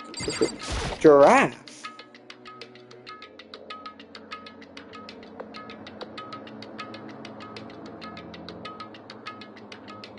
This room is filled with lockers. It must have been for the Hope's Peak students who came before us. The class before ours must have used these lockers.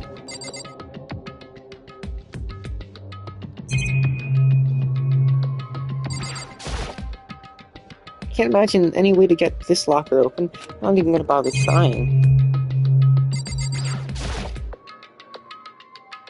There's a metal plate mounted to the locker. There's no way to get it open.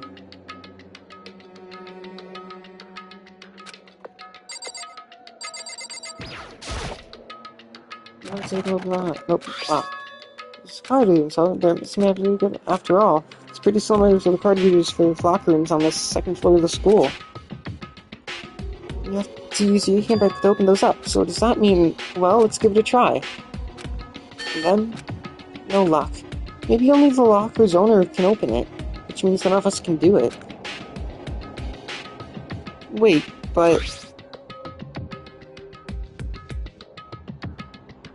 what about the emergency handbook I found in the headmaster's hidden room?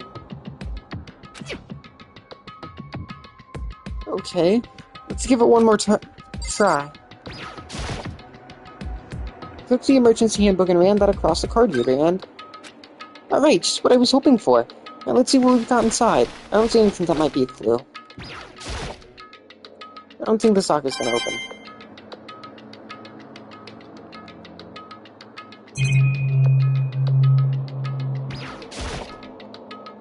There's a metal plate mounted to the locker. I really want to know what's inside, but there's no way.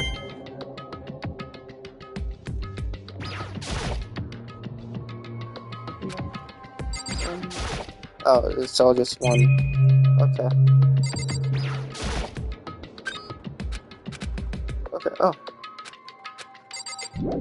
I'll look at that last.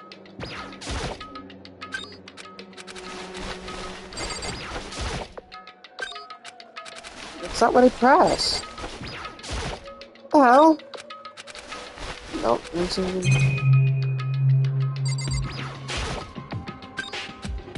like the open. No. This thing is practically empty.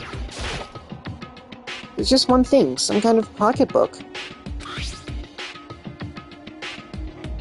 I don't see a name written on it, but I can't say for sure whose it is. But there's some writing inside. It could be important. I don't like violating the owner's privacy, but I'd like to. But I'd better take a look. It looks like a girl's handwriting. All the letters are spaced out evenly, like whoever wrote them was measuring them.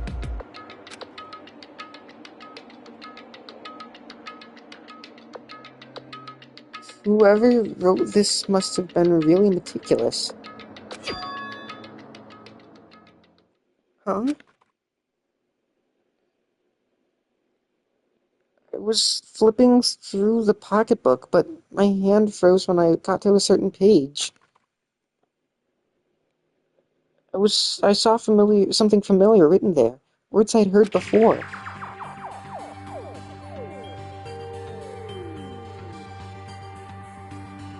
There's a plan to turn Hope's Peak into a shelter and isolate the students here in a communal life.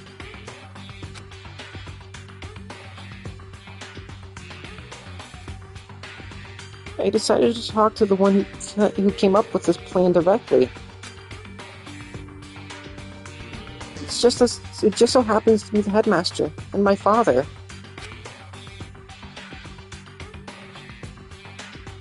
He was willing to give some more details regarding the plan. Here's what I said. The point is to keep our student prodigies safe, keep them as our hopes for the future. Only their genius can overcome disaster, and only their hope can overcome despair. For the future of our country, our world, it's not an exaggeration to call this our final hope. We must isolate our superior youth from the corrupted world, to serve as the foundation for a new era. This is the only hope we have. I hope that you'll be willing to go along with this plan. So that's what my father had to say to me. As usual, he made a selfish decision without consulting anyone else. I can't imagine a worse father.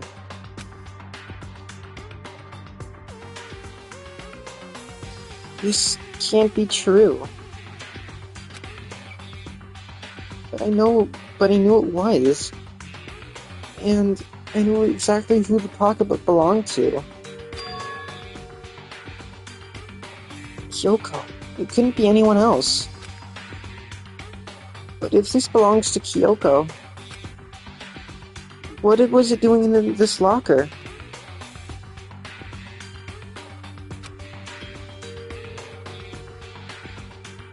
What she wrote here completely contradicts what she already told me.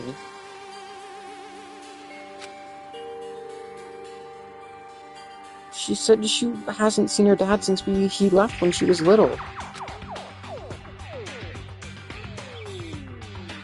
I decided to talk to the one who came up with the plan directly. Just so happens to be the headmaster and my father.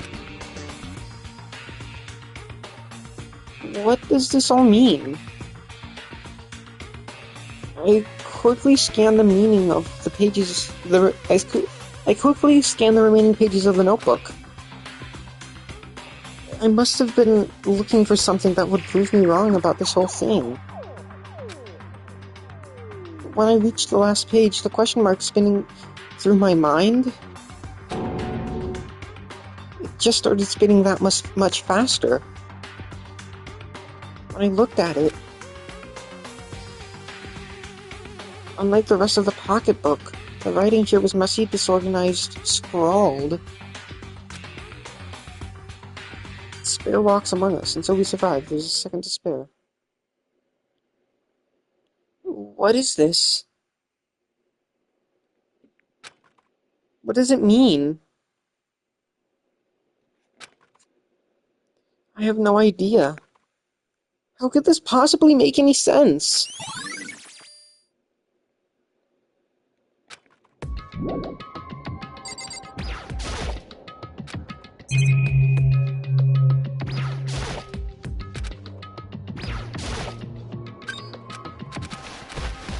Okay.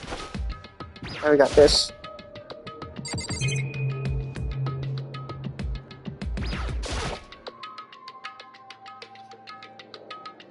This is a crystal ball.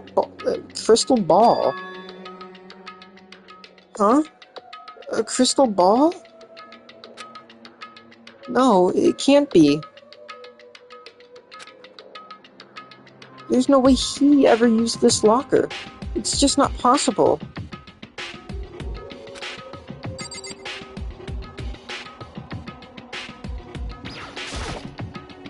Is this a deck of playing cards?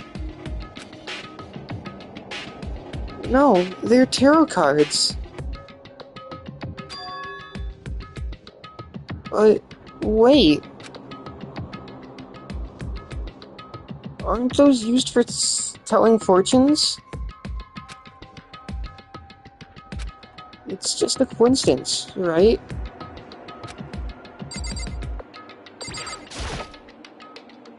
There's all kinds of textbooks and notebooks stacked up in no particular order. And dust everywhere. I have to assume whoever's stuff this is didn't do a lot of studying.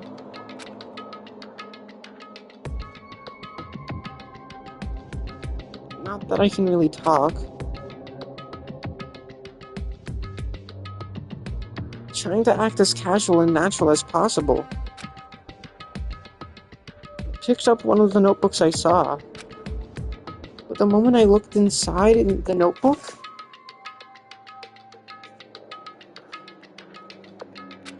any sense of easiness I may have had evaporated. What? There was no denying what I saw. Inside the notebook was written Yasuhiro Hagakure. Is this our Yasuhiro?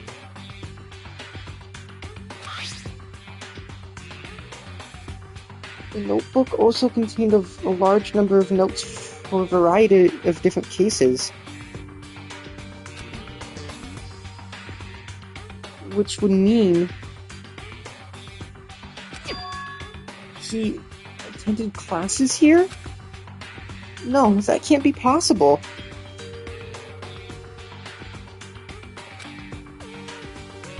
I mean, Hiro came to this school at the same time as the rest of us.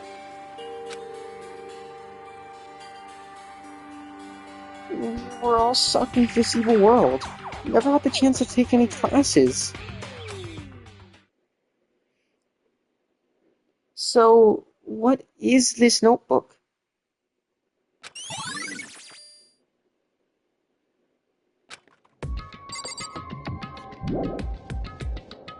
But the more I see, the less sense it makes. Because these lockers? I mean, they had to belong to the previous students, right? So why am I seeing this? Why are there things in the lockers that look like they belong to people here? A notebook that seems like it belongs to Hiro.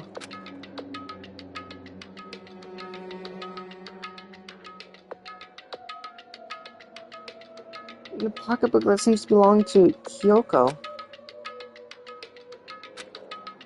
There has to be some kind of explanation. But I want to find that out. But if I want to find that out, I have to keep moving the investigation forward.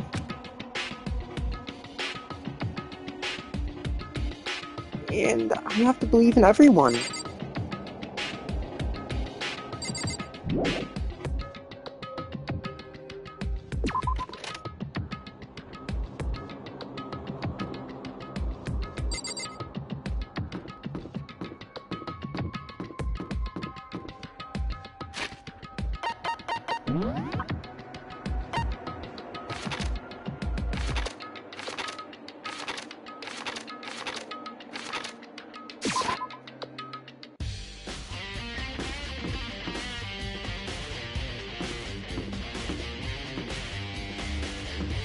Let's go.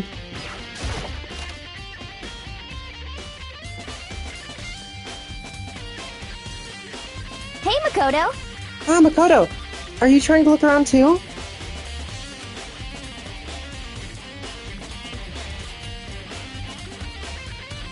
Is that what you're doing here? Yeah, I can't help but wonder about that Monokuma door. Yeah. So I figured, if all the doors in school have been unlocked, that one should be open too, right? Although I couldn't bring myself to open it. Because it might explode, right? And that really sucks. So you open it. I'm sure she didn't mean it, but she made it sound like she was okay with me getting blown up.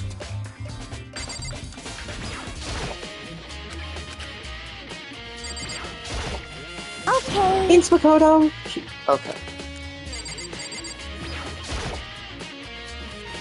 Okay, so I guess I'll open it. Wait, let me take cover first. I don't want to get exploded.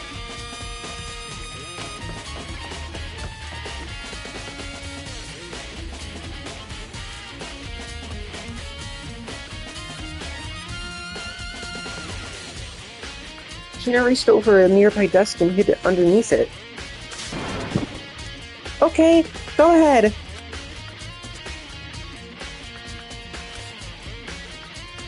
Everything will be okay, right?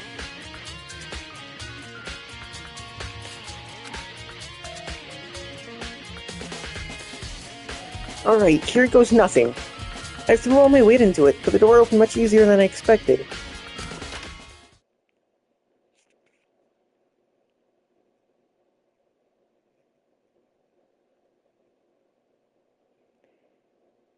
There was no explosion, thankfully.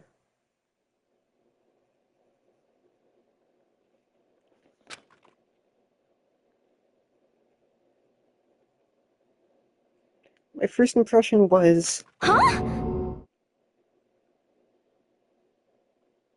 Wow, this place is totally sci-fi!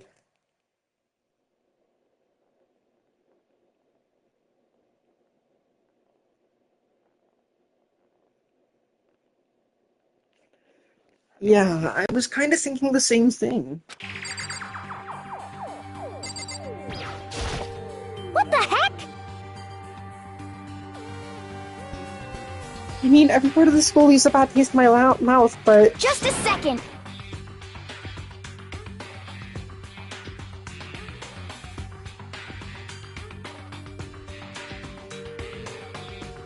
This place is like #1 gross. It's in a whole different league. It's in a whole different league of creepy.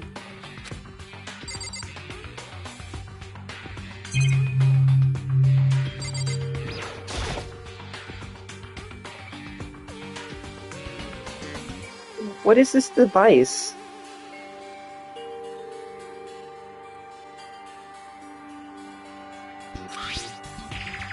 It looks like some kind of control panel.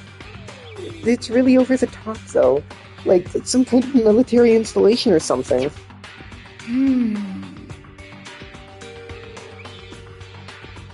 Yeah, it kind of looks like a mech cockpit, right?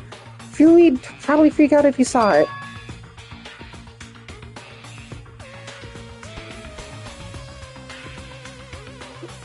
Cockpit?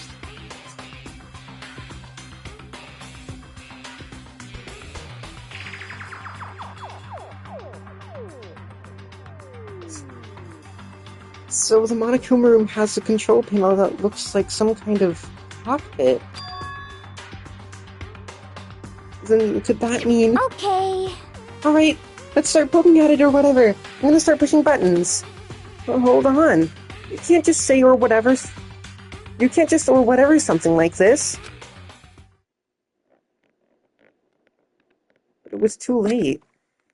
He was already jabbing away at the control panel. Huh? Did you hear that? Yeah, I think it came from the other room. What did you push? I'm not totally sure, but I think it was that one, the button that says Data Center. Data Center? I took a good look at the control panel. I saw a bunch of buttons, each with the name of a room next to it.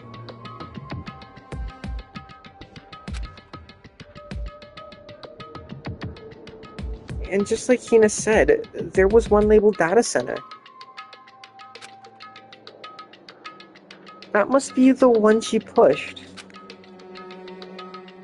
The Data Center.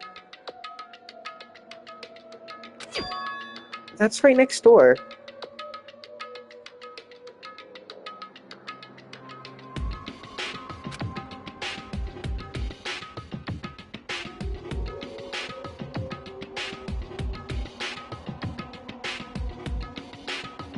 The room we were just in. That's where the strange noise came from. I'd probably better go check it out. Yeah! Yes, please. I'm kind of scared out of my mind right now, so I'll just cheer you on from here.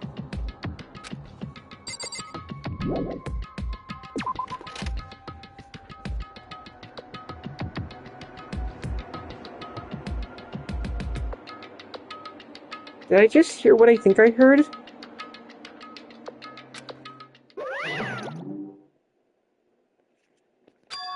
Is that Monokuma?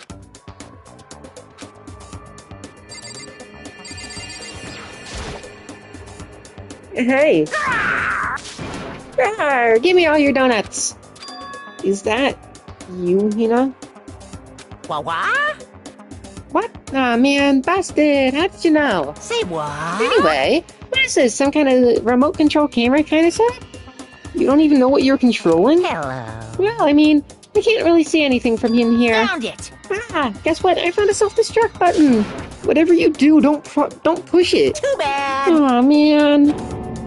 Were you seriously gonna push it? Anyway, I guess that settles it. The room with the Monokuma drawing on it. The control panel inside.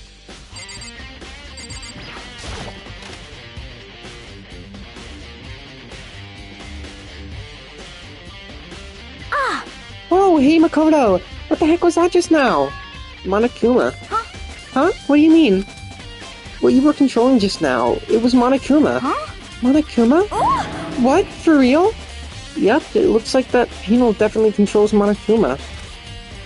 Which means the mastermind has been controlling Monokuma from this room. Yeah, they were definitely in here. The mastermind has been controlling Monokuma from this room. And this control room is totally separate from the data center area with all the monitors. In other words, Hey, maybe the mastermind can't monitor us and control Monokuma at the same time. Kyoko's theory was right. But If the mastermind's been controlling Monokuma from here, that means they've been inside the school the whole time, right? I guess that would have to be true. But if that is true... Okay, yes, I know. I've read that like 15 million times already. And the mastermind, Monokuma's puppeteer, really is the 16th student. No, it can't be. There's no way, right? What's wrong, Makoto? I don't like that face you're making. Oh no, it's nothing. Oh, okay.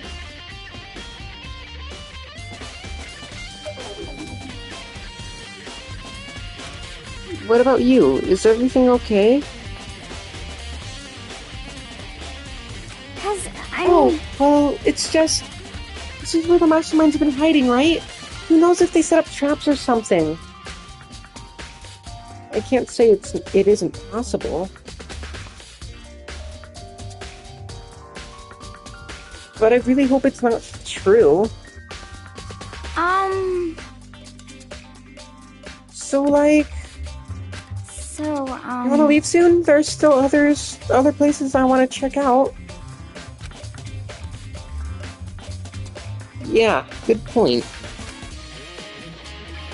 We can't waste all our time standing around. Yeah.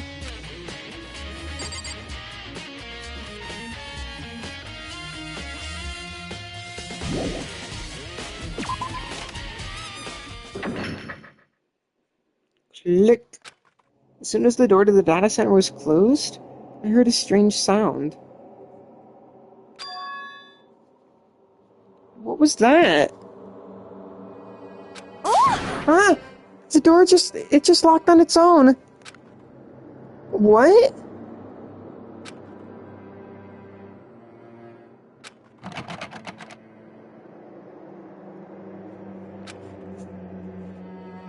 You're right, it's locked. But why? Of course it's locked. Because the data center is now restricted.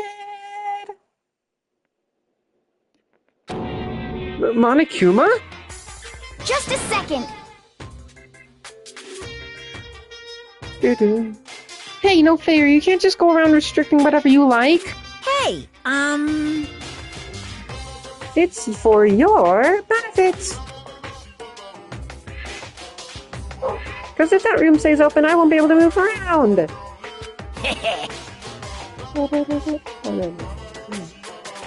Imagine how depressed everyone would get if the school mascot just stop moving.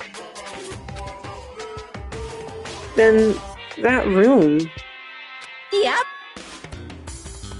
As you may have guessed, that's where my controls are.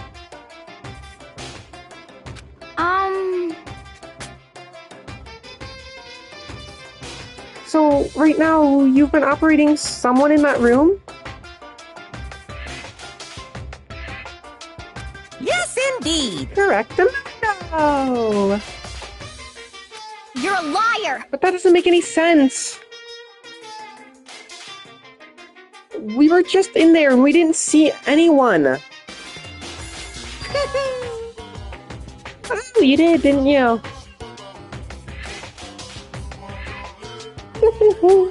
Are you sure you were as thorough as you could have been? Did you happen to check a certain suspicious hatch? No way. The hatch on the floor?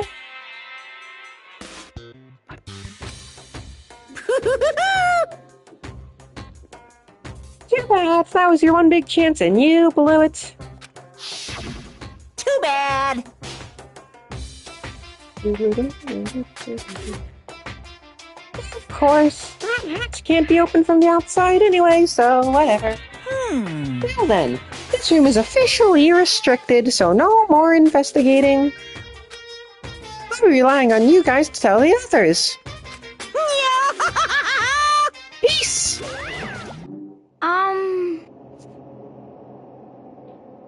He's gone, but So, was he telling the truth? The mastermind was hiding in there? In fact, if you think about when we got locked out of the control room, that proves it for sure. huh? Then, when I said we should leave... Well, that hatch couldn't be opened from the outside anyway, right? So no, it's not your fault. Sorry. Okay. Anyway, we don't have to let it get to us. We have to stay positive and make the most of the time we have left.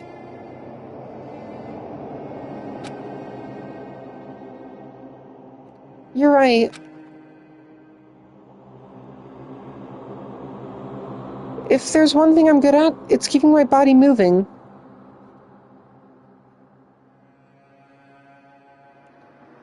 Okay.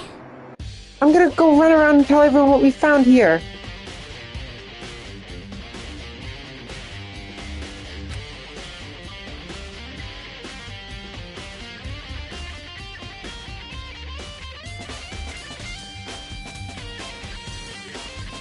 Nice, you got me all motivated again. You got it! Okay, I'm out. See you later.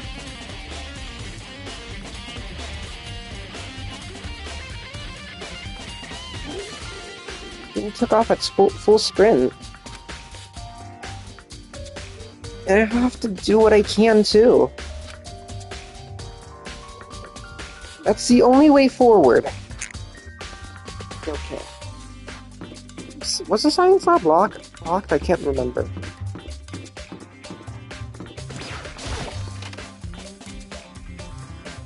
Okay, yeah, no. Yeah, okay.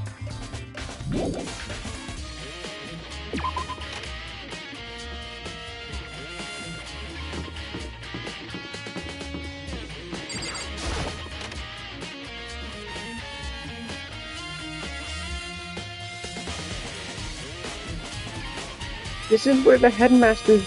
This is the headmaster's room. I've heard an awful lot about it, but this will be my first time seeing it for myself. Ah, Makoto, it's you. Oh, Byakuya.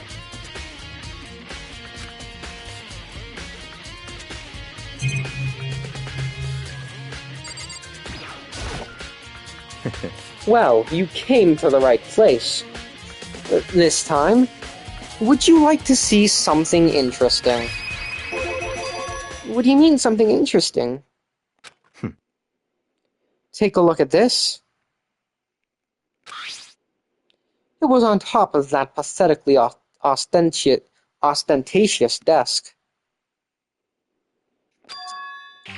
Class 78 student registry? It contains profiles for all of us.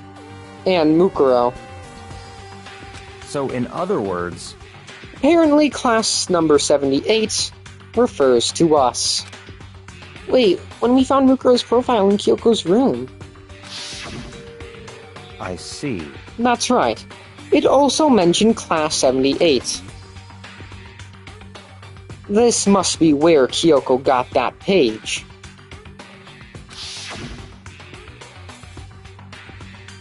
And since the rest of our profiles are listed there along with hers... In other words... There can be no doubt that... There can be no doubt. Mukuro was a student here at Hope's Peak Academy, just like the rest of us. Mukuro Ikusaba, the 16th student. That must be how Kyoko learned about it. But it seems Kyoko was in a hurry. Huh? What do you mean? I'm talking about when she stole it. The uneven tearing, the way the paper had been crumpled, she must have been in a hurry. Well, since she got stuck in it... Well, since she snuck in to get it, I'm sure she wanted to get out as fast as possible. But what's your point? She was in so much of a hurry that she only got the first page. The first page? Correct. Mukuro's profile actually contains 2 pages. What? So, in other words... When it comes to this profile, there was more information about Mukuro that we still didn't have. What kind of information is it? Why do you ask me to explain every little thing? You can read, can't you? It seems to be some sort of detailed report, together by the headmaster himself. I don't know what kind of man he was, but I'm glad he left us such an interesting clue. I was half listening to Byakuya as I skimmed through the report. Mukuro reappeared suddenly, and in the background an entity floats. Close but just out of reach. The entity known as the Ultimate Despair. Right now, I can't be sure if this is a single person or some kind of group. Whatever it is, Mukuro definitely has some sort of connection to it. I have a bad feeling about all this. I need to push forward with my research into the Ultimate Despair. And I need you to pay attention to Mukuro's behavior, and I need to pay attention to Mukuro's behavior, too. This is just my gut feeling, but I feel she's dangerous. Despite the countless battles she must have gone through as a member of Fenrir, when she entered Hope's Peak, she didn't display any signs of battle wounds or scars. That fact alone proves her tremendous skill in battle. Naturally, I want to believe in her. She's one of my students, after all. But if I decide she's a danger to the other students, I will be forced to take all responsible measures. all reasonable measures. Mukuro was part of the ultimate despair. I don't think there can be any doubt about it now. But wouldn't that mean Mukuro and the Mastermind were allies? So why? Why would they kill Mukuro? Plus, even the headmaster seems to be afraid of what Mukuro was capable of. They would have had to take her completely by surprise to kill her like that. Or maybe it means the Mastermind is even stronger than Mukuro was. What? What's wrong, Makoto? Huh? That's fine. You seem to be lost in thought, but I should probably point out one other thing.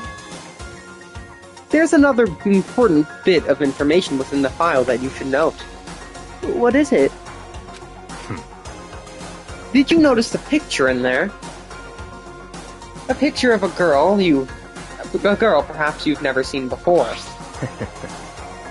A girl who seems to be included as part of our class number 78. That should be enough for you to figure out who that girl is. And further information about that girl is included in the file. 5 foot 7 inches, 97 pounds. It even lists her vitals. 31, 22, 32. Well, what do you think? What do I think? Are you asking me, like, if she has a nice body? Stop talking. You hopeless idiot. What I'm trying to tell you is maybe you'll want to keep that in mind later. Let me see, what did you say? 5 foot 7, 97 pounds.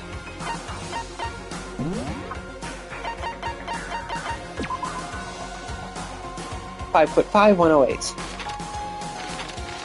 5 foot 6, 106. 5 foot 3, 110. 5 foot 4, 104. Oh, obviously not you. 5 foot 5, 101. 5 foot 7, 97. 4 foot 10, 90 pounds. Ah, man. Just in case. I mean, he's 5'7", but he's also a lot heavier. Man, I wonder who that could be. I really wonder, man.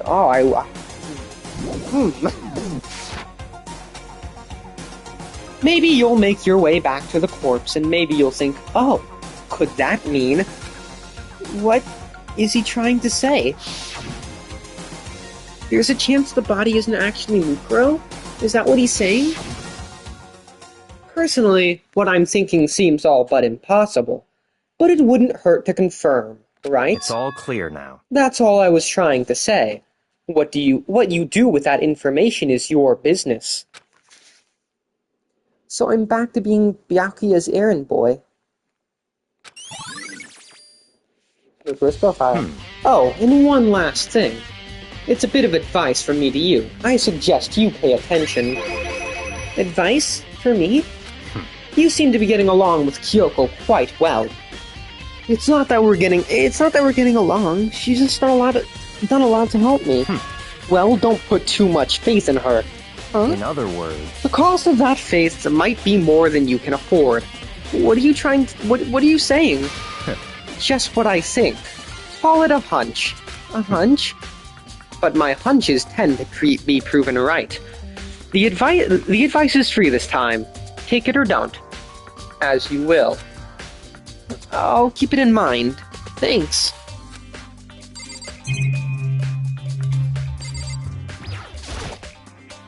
Even in the headmaster's room, there's a surveillance camera. There's a monitor. There are trophies and even a shield in the display case. There are documents scattered all over the floor. Somehow it makes me feel anxious. Class number 78, student registry.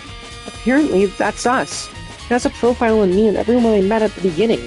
In Mukuro. Block it. Stop that. Just like us, Mukuro was apparently a new student here at Hope's Peak. Mukuro Ikusaba, part of the Ultimate Despair. Which means her and the Mastermind should have been allies. But then, why would the Mastermind kill her? Weren't they friends? Yeah.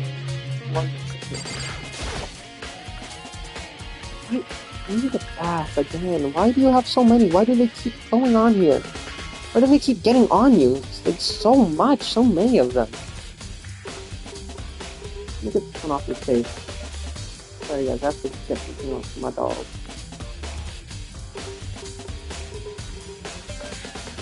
Product. Get out of your eye. Okay.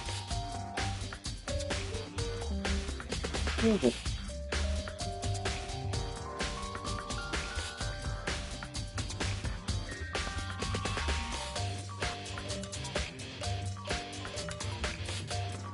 Okay.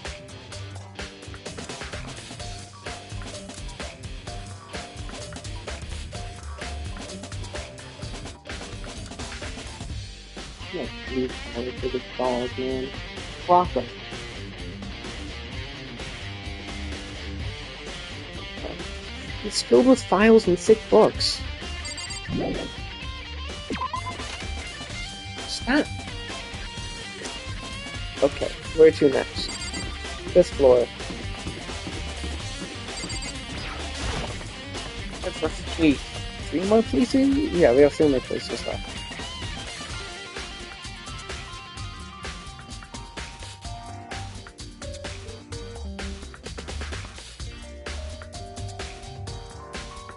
Okay, what's the closest place? Okay, yeah, the dojo's closest.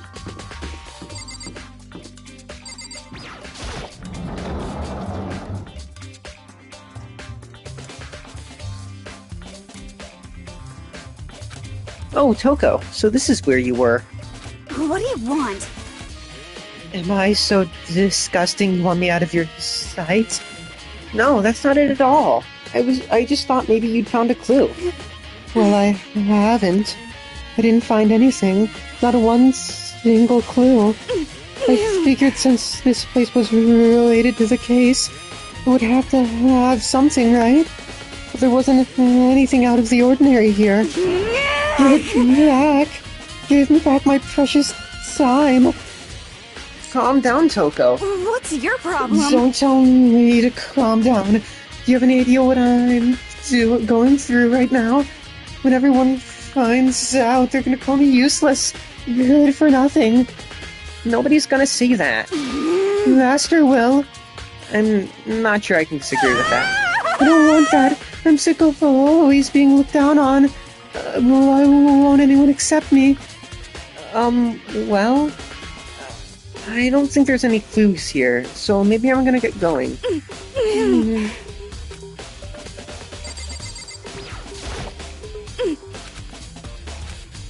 Really? That's all?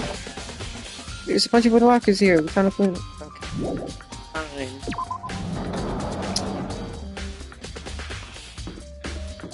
Oh no, that's... yeah.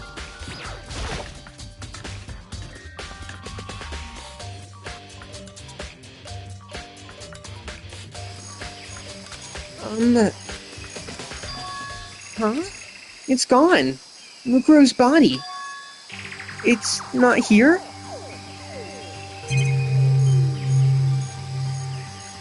Why can't I investigate it then?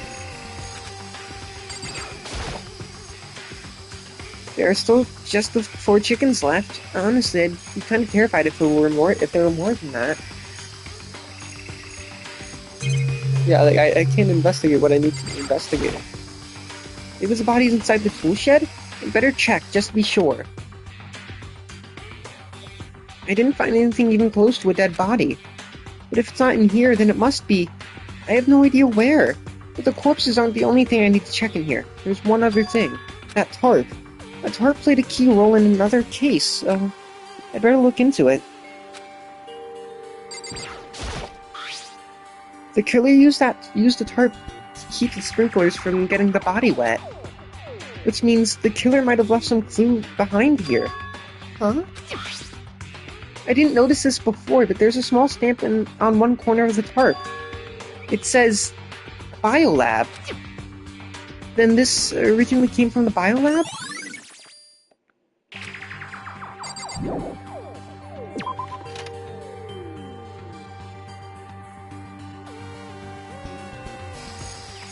That's all I really needed to check here. But where could her body have gone? I'd better start looking for it.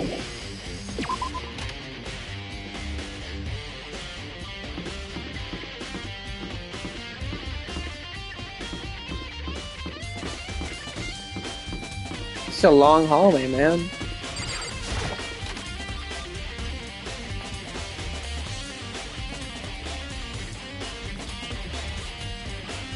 Well, here I am in the biolab. It's so cold. It's like abnormally cold. I feel like I'm in a giant refrigerator. Seriously, why is it so cold?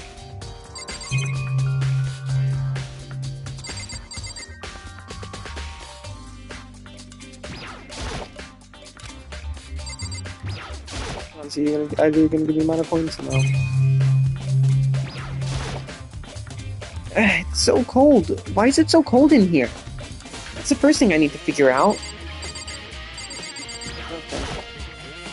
There's some kind of weird machine or something built into the wall. And on the left side, there's a bunch of glowing blue lights. But on the other side...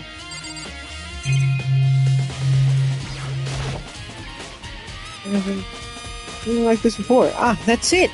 I've seen this kind of thing in horror movies and stuff. It's a fridge for storing dead bodies. Does that mean this biolab is actually a morgue? I should probably take a closer look around. Oh, there's some kind of booklet here. It looks like an instruction manual. We offer an eco-friendly alternative to standard dry ice for all your cadaver needs. In addition to the germicidal lamps, we also provide an ozone generator for the removal of ethylene gas. Simply insert the cadaver, and the blue light will let you know the automated systems have activated. Temperature and humidity levels will be adjusted automatically for optimal settings. With our system, anyone can keep a body fresh as a daisy for as long as you need. In the unlikely event of a problem, the red light will activate and an alarm will sound immediately. The exterior is stainless steel, and we do offer an optional leather upholstery upgrade package. This is the instruction manual for the fridge. There's a stack of tarps here. I've been seeing a lot of those things lately. I guess I gotta look at these again. There's some kind of weird machines or something on the wall. On the left side, there's nothing glowing blue lights on. Glowing some lights on.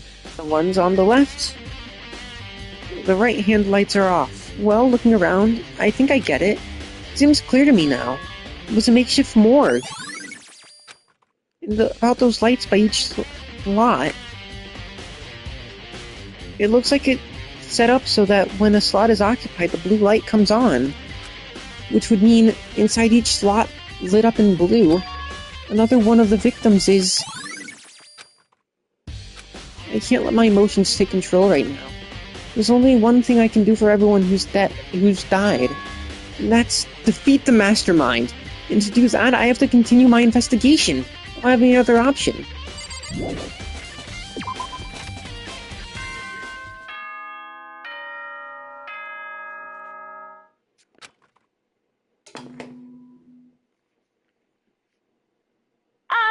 This is a school announcement. Is everyone working hard? Is your investigation coming along nicely? Well then, since you're all giving it your best, your generous headmaster will give you a little hint. For those of you who are interested, please make your way to the gym ASAP possible. What? Now he wants to give us a hint? It's suspicious, there's no doubt about that. This could be a trap. But even knowing that, he said to go to the gym, right?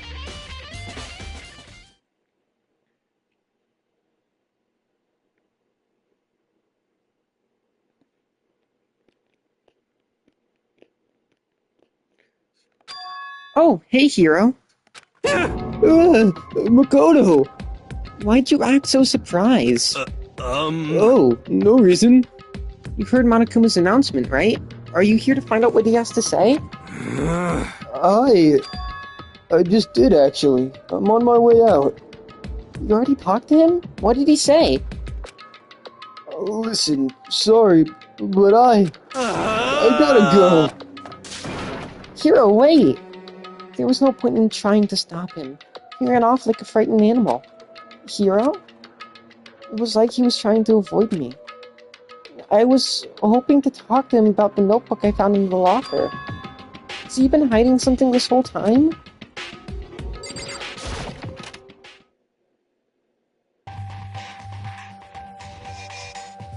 It's just me.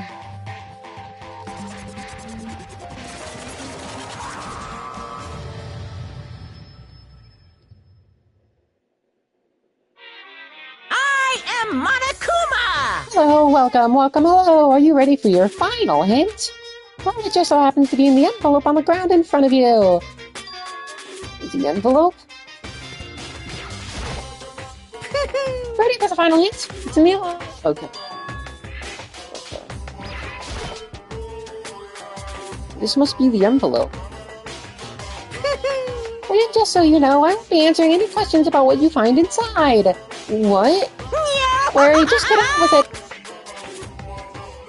Monokuma's cryptic words didn't make me feel any better. I picked up the envelope and opened it. What I found was a single photograph. It featured a bunch of faces I recognized extremely well. It was everyone who had come to speak at the same time as me. Wait, but there's someone behind Sayaka. She's the only one I don't recognize. Wait, that's not true. I do recognize her. That's right. When Byakuya and I were in the headmaster's room, we looked at that file. Mukuro Ikusaba? Okay. Honestly, Hope's Peak's uniform is kind of ass. So I love how Mondo, Sakura, and Celeste just say, fuck it, we're not doing this. Like, everybody else is wearing that uniform. Even Byakuya, of all people, Byakuya is wearing the uniform. Also, why is Chihiro's skirt different from... I guess they can... because... Junko's stuff looks very bright, but that could just be from that light. She has the same skirt color as Chihiro. Man.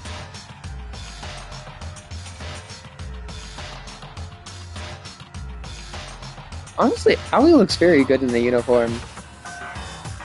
This is really cool. I like that. But Celeste is just saying, fuck it. What? Why? Why is Mukuro here with everyone else? And even more than that. Just having everyone here posed like this is weird enough by itself. And we're all wearing matching uniforms. I don't remember anything like this. And now that I'm looking at it, it's not even everyone. I'm not in the picture. I'm the only one not there. The picture has all 15 other students, but not me. But I guess that makes sense. After all, I don't remember ever taking a picture like this. I went to junior high with Sayaka, but the first time I met everyone else was when I arrived here at Hope's Peak. So, it's natural for me to not be in this picture, but what's definitely unnatural is that everyone else is in the picture. I thought everyone was like me, and didn't know each other until they got here. But if this picture is real, then could that mean... Could it be everyone else? And just me? Everyone here except me is... How long are you gonna keep up this rambling soliloquy? I'm gonna say that word of yours, Hamlet? What are you gonna do? You're kinda getting in the way standing there, you know? So, I mean, get out. But... told you I'm not fielding any questions. Unbelievable. What kind of mystery would this be if I gave you all the answers? That'd be totally out of left field.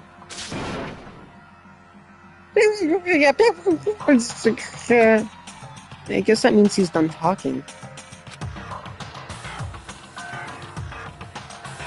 Damn it. Group photo.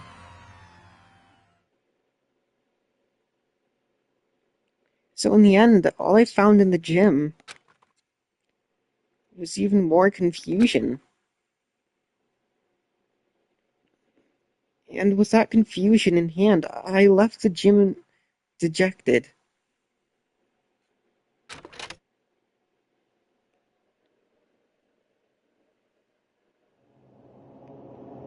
How does that count as a hint? It just made me even more confused. Is that what Monokuma was going for? Did he put together a fake... Did he put together a fake photo just to confuse me?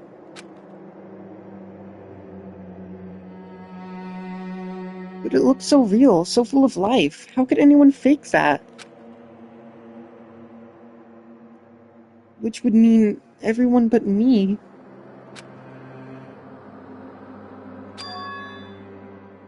Maybe I should just ask everyone directly.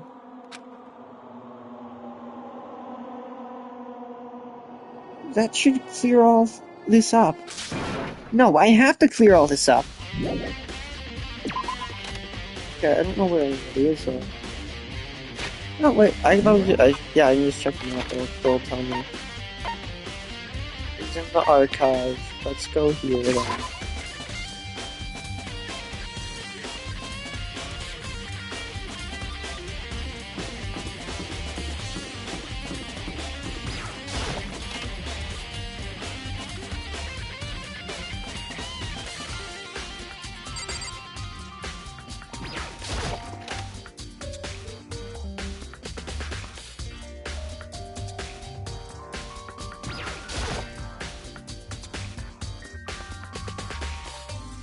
Oh, Byakuya. Listen, do you think we could talk? Byakuya? That's enough. I have nothing to talk to you about. Don't talk to me as if we are friends. Hey, Byakuya, wait! But of course he didn't. He just walked away. What the... Why was he acting like that? Like he was purposely trying to avoid me. Hold on. Let's see my map. Find the map, find the map, find the map, find the map, find the map! Oh my god. He's in the biolab, he's in the garden. Let's talk to him first.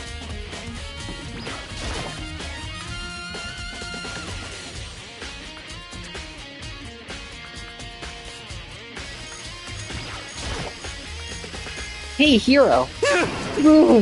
Makoto! What's going on with you? Every time I see you, you freak out like that. No. No! Sorry, but I'm in a big hurry. Once again, he ran off like a terrified rabbit. Hero, what's wrong? I still wasn't able to talk to him about the notebook I'd found. It was like he was avoiding me. Like he was afraid of me. Why?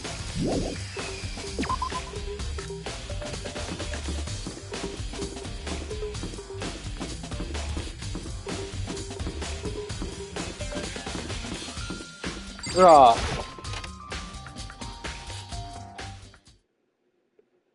I decided to visit the biolab one more time. And the first thing I saw when I got there was her, passed out, again. Huh? Toko? Oh? It's open. Oh, but Toko. Toko, are you okay? No, no. She's not dead, is she? It's cold. It's super cold. It's so cold I think I might catch a cold. If you keep taking naps in places like this, I'm sure you will. I see! What? I was asleep? I must have fainted again. I thought you were standing there staring at me getting all excited, weren't you? No, I wasn't. Oh, then what? hot and that bothered. certain age. Straight up horny? Okay, so why did you pass out? I don't know, last thing I remember was me waking up just now. What'd you do to Miss Morose? Oh, that's right, your memory stops and starts each time you switch. Bingo bazinga, we share some basic knowledge, but our memories are very much separate. You SOB! And don't say it like it's a bad thing, it's a blessing as far as I'm concerned. Because even if she forgot something, I totally remember. Yes! Well, it's like double the memory. Oh, no, it's more like half. Huh? But all I want to know, right now is, where's my little darling coming out, or I'll slit your throat. I don't know. I'm sure Byakuya is around somewhere, doing his own investigation. Yes. By himself? I assume so. I'm knew on it. fire! I totally knew it. I'm a whole pro when it comes to all things master. Anyway, I gotta hurry. I can't even imagine how lonely you must be right now. Genocide Jack shot off, her eerie laughter echoing behind her. I totally forgot to ask her about the picture. Well, there's no point asking Genocide Jack anyway. Besides, I have more important things to do right now. Why did Toko faint? There's gotta be some reason for it. The fridge! The fridge! It's open! But I'm sure there was all shut tight last time I was here.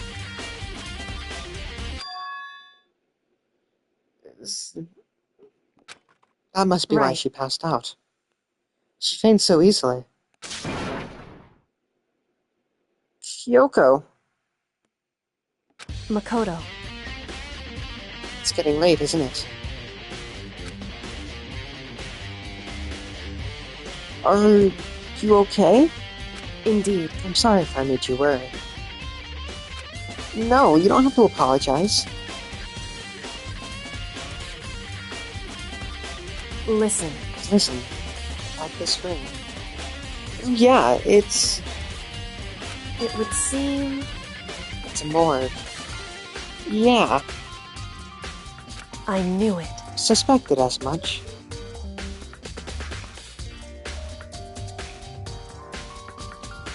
Toko must have looked inside the fridge, seen what was in there. Well, there you have it. You knew she'd fainted?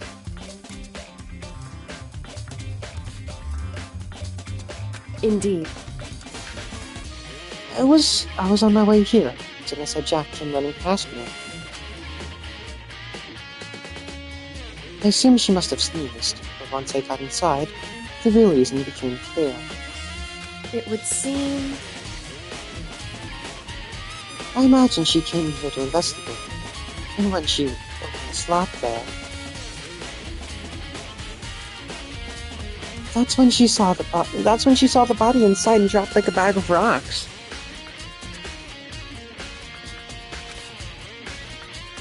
Why is everyone gotta be so difficult with her? Anyway, Anyway, we should close it up. I don't want to leave it hanging open like that. Yeah, good idea. Makoto. Give me a hand with this.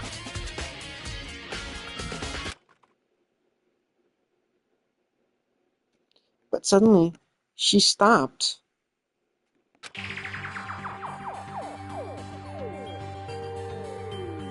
What's wrong? Listen. Maybe we should wait a second before closing it.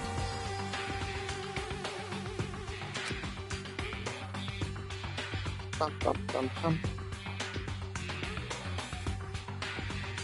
How come? Because Mufu's body is in here. Mukuro's corpse?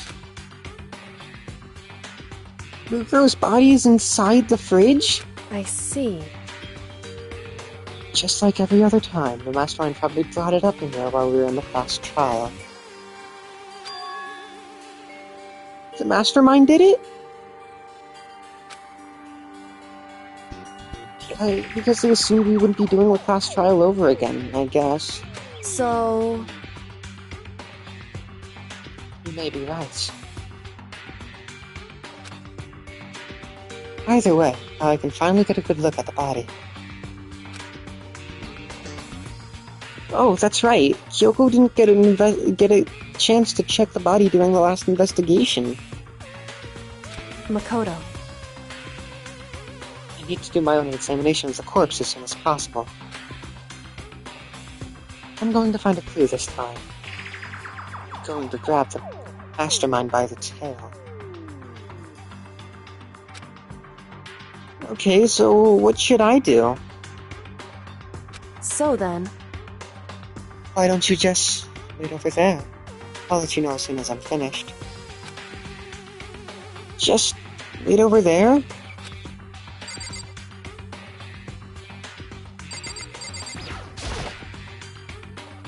You know, I think we've seen part like this before.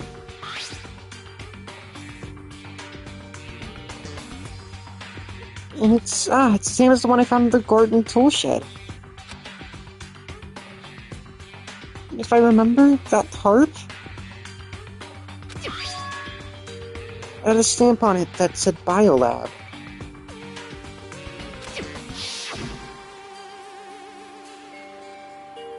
And that's the tarp that was used to help camouflage the murder in the garden.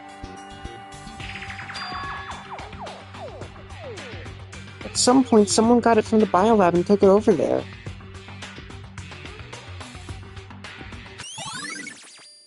Tarp.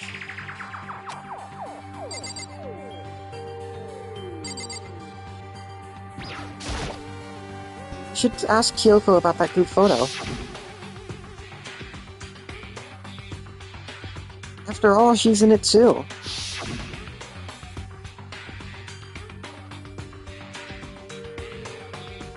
Don't let me interrupt your investigation, but I wanted to talk to you about something. What is it? It's about the announcement Monokuma made earlier. Whew. You mean the one that got a hint or something? I didn't take him up on the offer. Huh? Why not? Because... The only reason he'd give us a hint at this point would be to consume us. It would be to infuse us thought or judgment.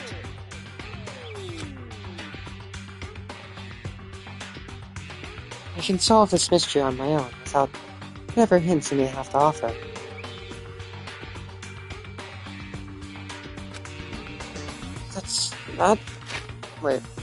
That's a good point. I wish I could go back and do the same thing, but what's done is done, I guess. Standing here looking at her, I don't think she's hiding anything from me. Is she right? Did the mastermind forge that picture as a trap to confuse us?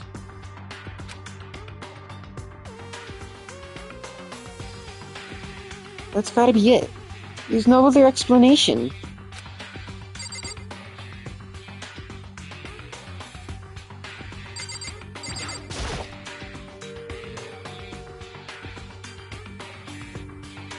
Should I ask Kyoko about the... Oh, she's in it too.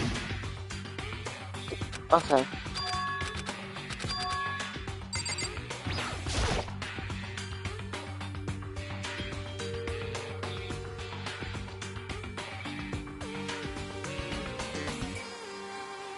It's a fridge meant for storing dead bodies.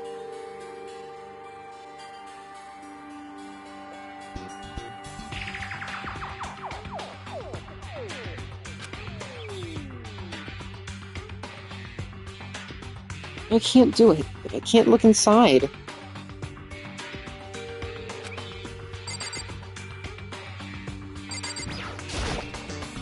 I've already looked through this instruction manual. More importantly, what do I have to investigate here now? This?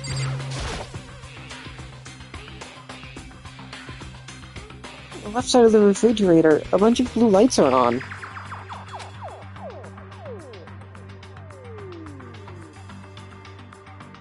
These ones It aren't. would seem... The blue lights come on when the slot is occupied.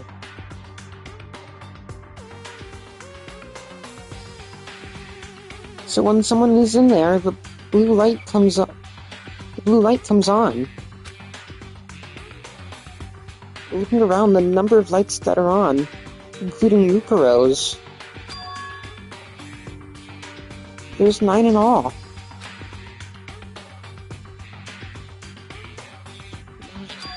Nine lights?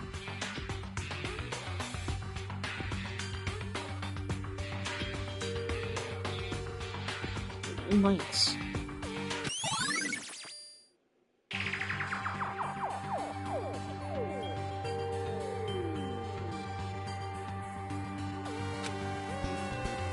Whew. Okay, Makoto, I'm done.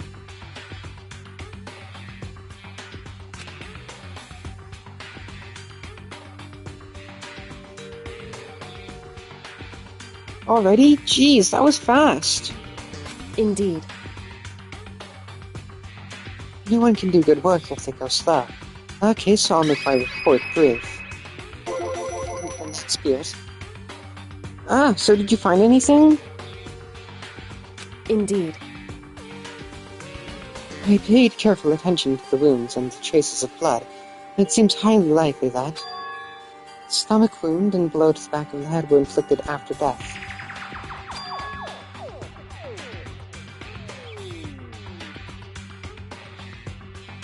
Really? Burnt tissue made things a little difficult.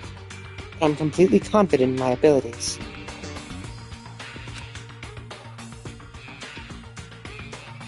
So that means neither of those were fatal injuries. Right?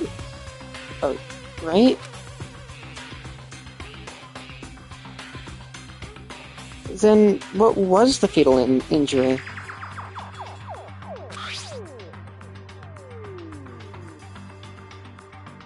Due to the explosion, the victim's identity is unknown. They were, however, dead before the blast. The victim had been stabbed a single time with a knife, which went completely through the body. They had been struck in the head with an object, about as thick as a metal pipe. The body was covered with other wounds, but these were at least several days old.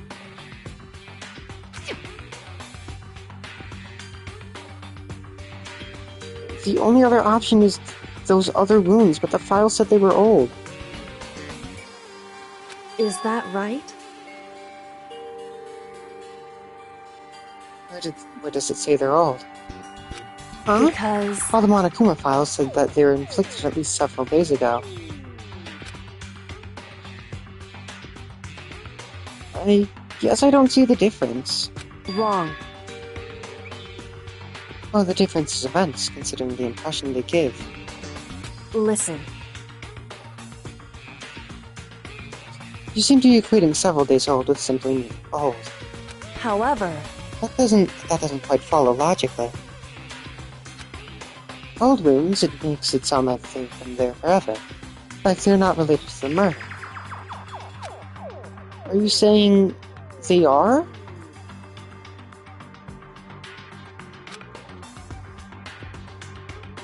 But we all got the Monokuma file right after she was killed, right? So, if the wounds were at least a few days old, there's no way they could have had anything to do with it. So then... What if Mikuro herself wasn't killed within the last few days? What? At the very least... Certainly you can allow it as one of the many possibilities. Can't you? One of many? Right. A detective doesn't have supernatural powers. There's no way to predict the answer from the beginning. Instead, the ideal detective begins by imagining as many possible scenarios as they can. In other words, They envision these possibilities without prejudice, without bias, using only their logic and common sense. Then, as they investigate, they test what they find against each of these possibilities. Of course, me telling you this doesn't mean you'll be any good at detective work.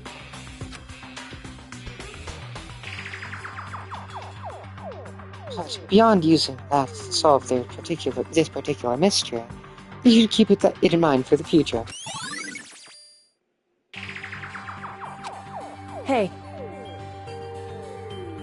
So, if there's anything else you would like to know about the condition of the body, now's the time. Come to think of it, there was one thing.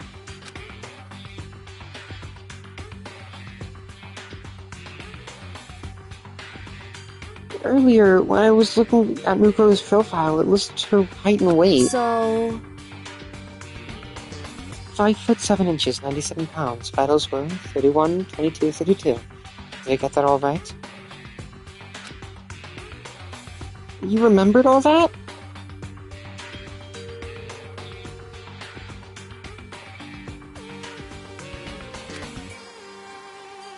They are indeed consistent with the corpse.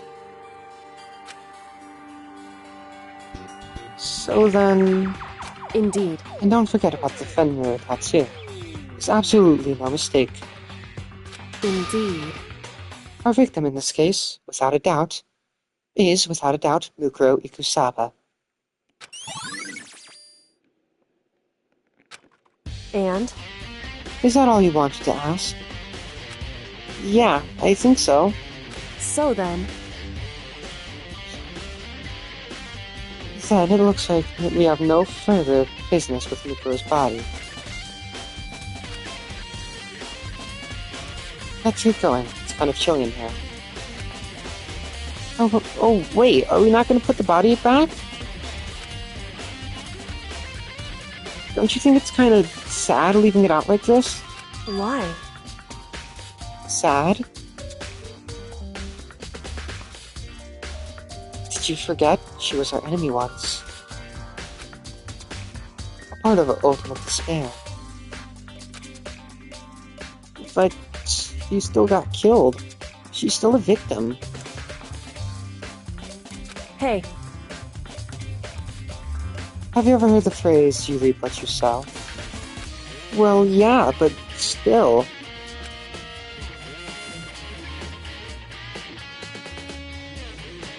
whew. You really are naive, you know? It's really quite appalling. But you could have abandoned me, but you decided to help me instead. So for someone like that, what does it mean to be naive? So then... I think we've all done what we can here. Back for separate investigations, yes? Ah, hold on! I still have one more thing to do. Something I need to talk to Kyoko about. I need to ask her about the pocketbook I found in that locker. If I don't do it now...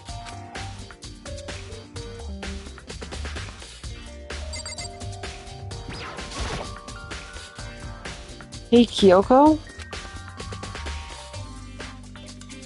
I did have one last thing. I know I shouldn't, but I feel like I have to ask. What? Go ahead, then. Out with it.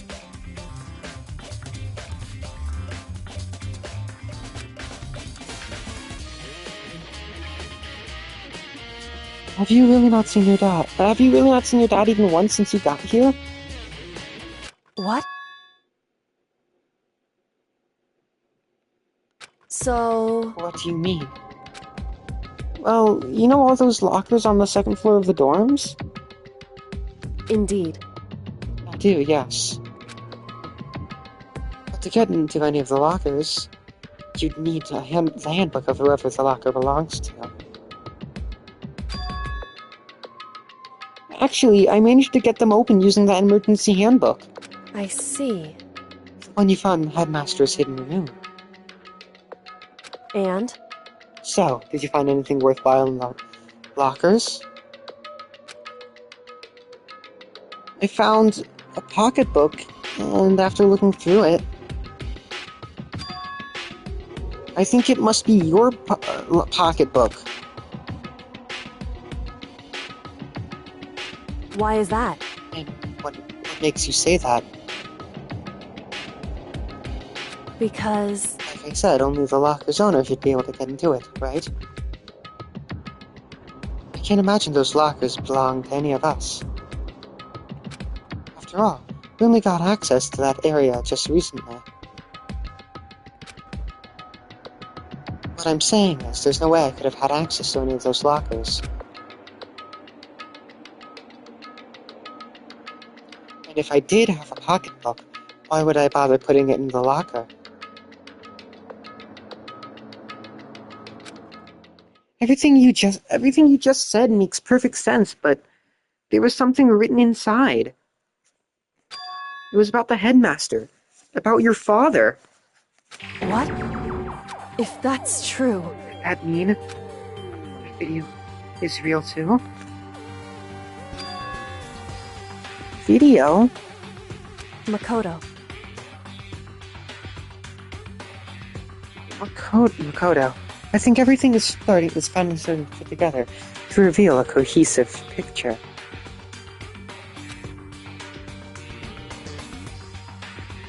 Although, I'm afraid that picture might be worse than anything we could have imagined.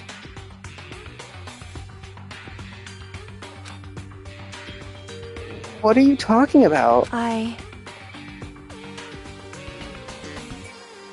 need to investigate those lockers right now.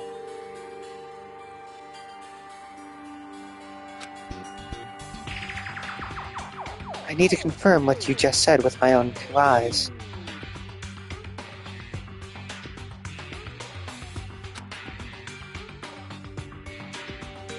Oh, let me give you the headmaster's handbook.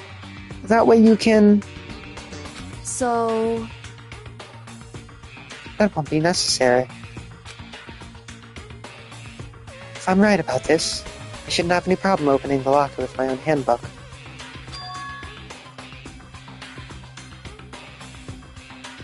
After all, it would seem that it's my locker. Your locker? Makoto. If you watch for this, it all makes sense.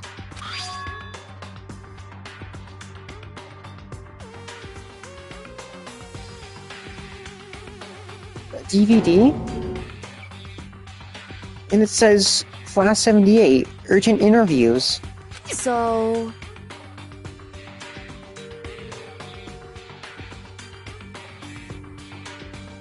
I found it in the hidden room after you left. Anyway... I don't have time to explain what exactly what I think it means. So, so just watch it and see for yourself.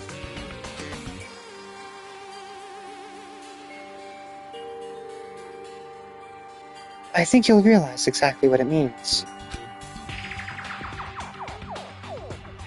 You'll understand why you found my pocketbook in a place none of us have ever seen before.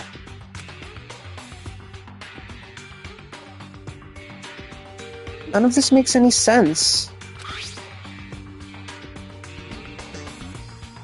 I guess that means there's some important clue on this DVD.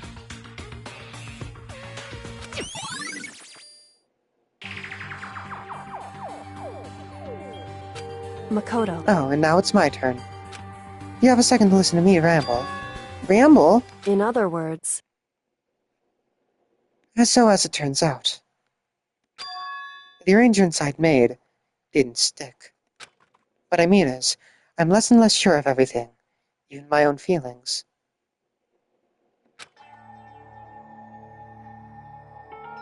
You're talking about your dad, right?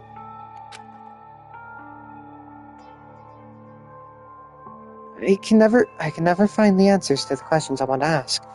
for the rest of my life. And all because of the mastermind. However,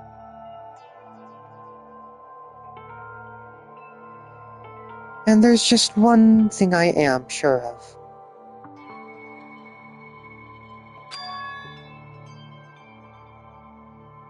When it comes to the mastermind, there's no room in my heart for forgiveness. I swore to destroy the mastermind.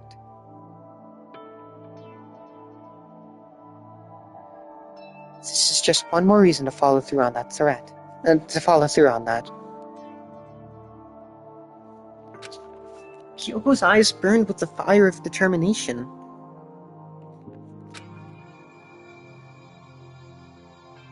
The determination to defeat the mastermind. It's strange to be confronted with his death and suddenly feel this way. I could care less if my father had found happiness. why? So what is it? So why is it? Why does it bother me so much to know how he suffered? It's ridiculous. There's just no understanding it, I guess.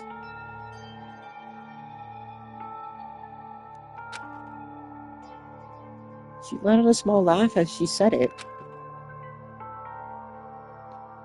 But her smile was filled with sorrow. Whew. So, that's it for my rambling. There's still much to do before I can consider my task complete. Yeah, you're right. Hey, But keep this in mind. There's only ever one absolute truth. Oh, shit. Whether that truth serves justice or suffering, whether it's the greatest truth or the worst.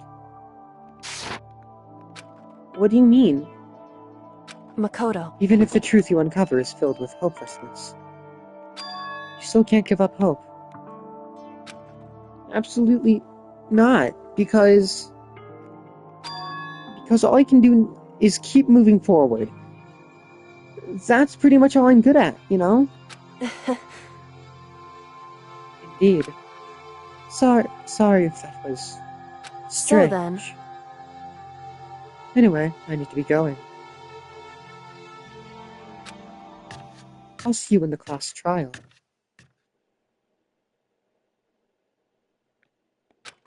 Leaving behind that final farewell, Kyoko was gone.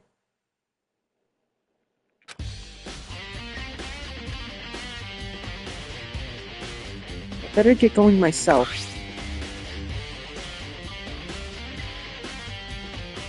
I got that DVD from Kyoko. I should head to the AV room to check it out.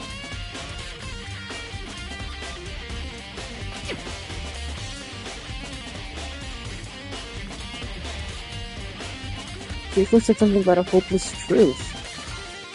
No matter what happens, I won't lose hope.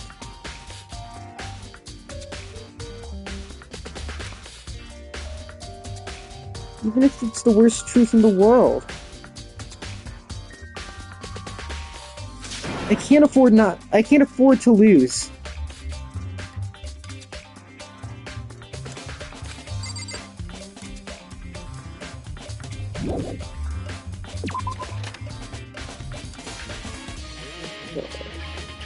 So I gotta go to the AV then, so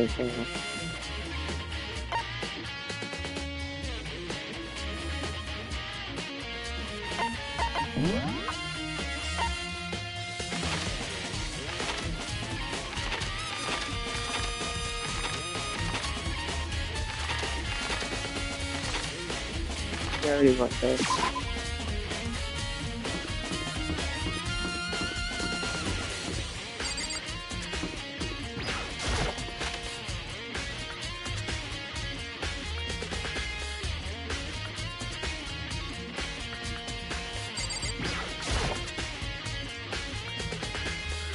You should be able to play DVDs just fine. Well then, I'd better take a look. I took the DVD Kyoko gave me and put it in the player.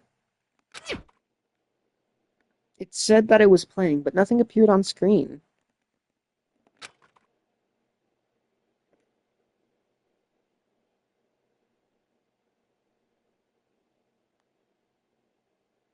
I stared into the black of the monitor. It must have only been a few seconds. But to me it felt like eternity, like an eternity.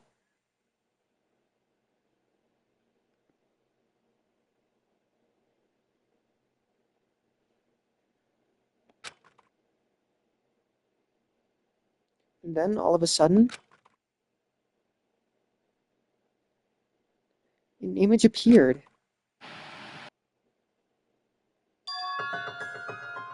Sayaka? It took me by total surprise. I hadn't seen Sayaka in who knows how long. And there she was.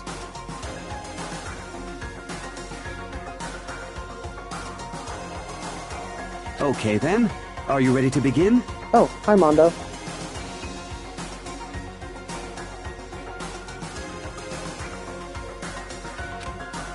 The voice I heard was of the man positioned on one side of the screen. It was the voice of a middle-aged man. I do apologize, but I hope you don't mind if I record our conversation. I'm a little slow, you know. I never really got the hang of taking notes while having a conversation.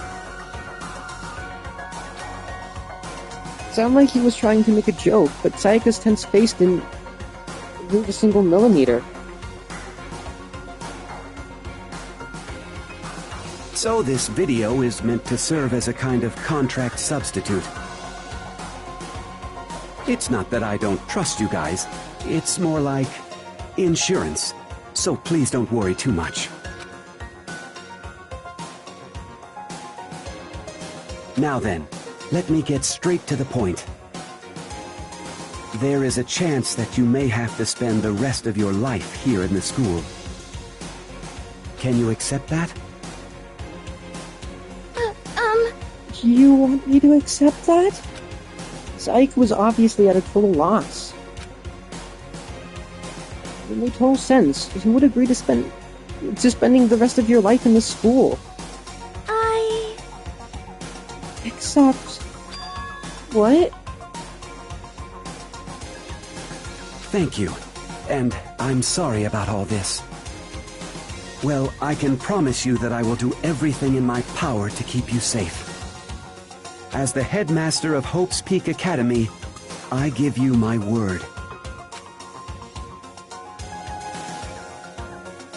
As if on cue, that's where the video cut out.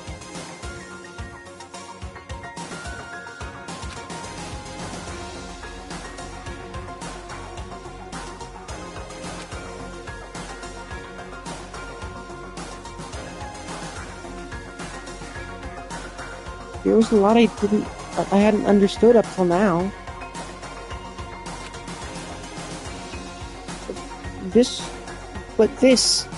Only this. I simply couldn't comprehend what I'd heard.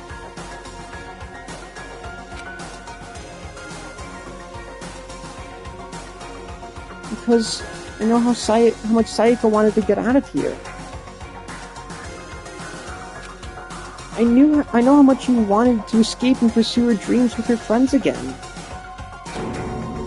She wanted that so bad, she tried to frame me for murder. So, why?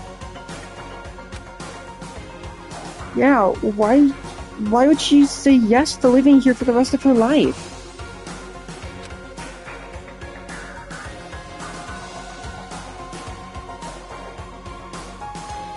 As I sat there thinking about it, I noticed a sudden light.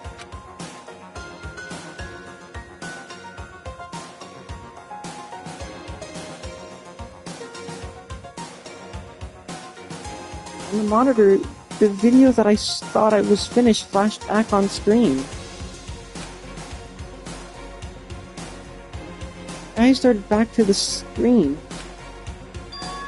And if I was confused before, what I saw next pushed me right over the edge.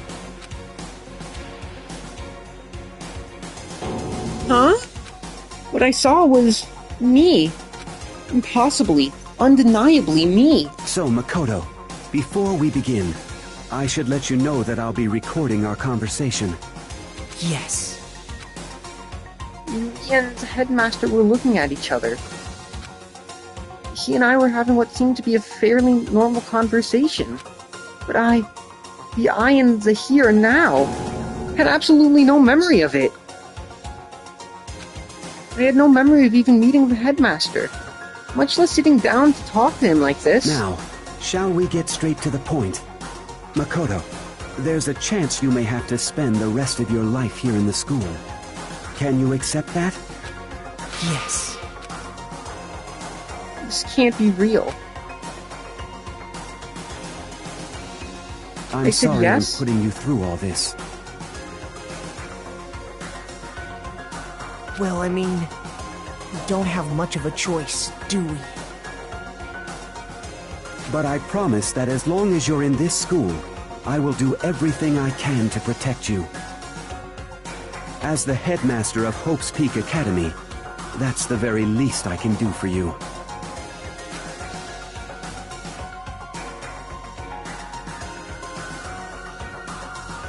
Once again, the video was cut out.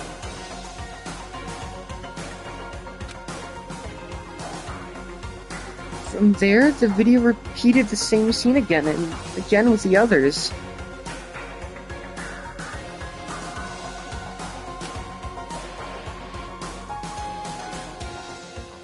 Byakuya, Toko, Hina, everyone.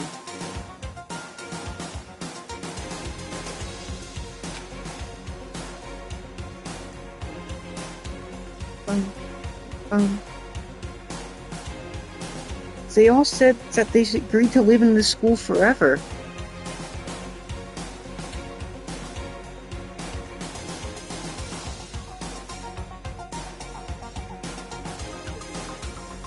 And then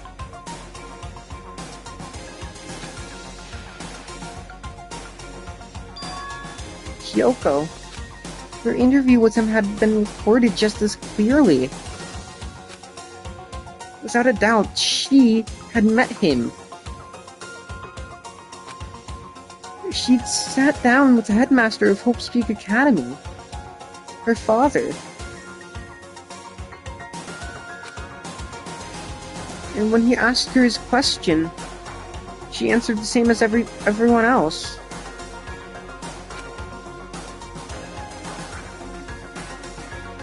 She accepted life within the school. Just as Kyoko's interview was wrapping up.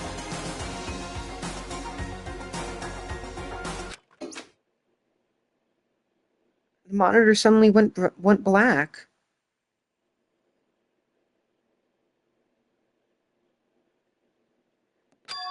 Huh? It wasn't just the monitor. The DVD itself had apparently turned off.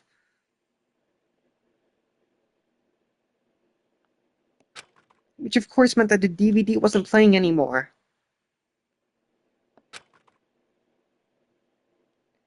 What the heck happened?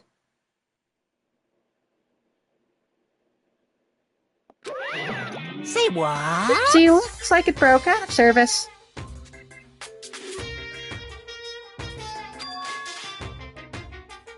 What? It just so happened to break now? Too bad. Well then, when doesn't matter. Failure can strike anywhere, anytime.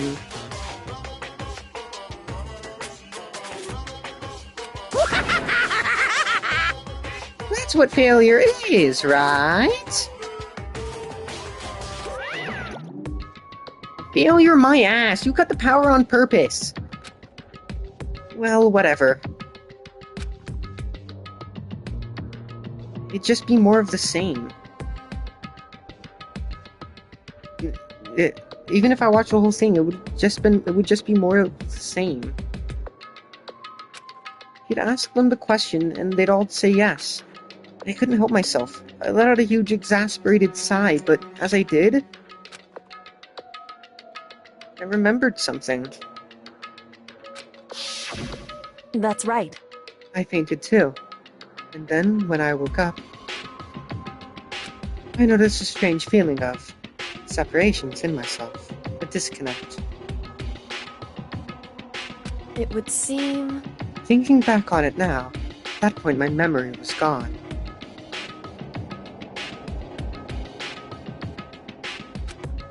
At that time, I'd forgotten. I couldn't remember why I'd come to this school, and I couldn't remember what my ultimate ability was.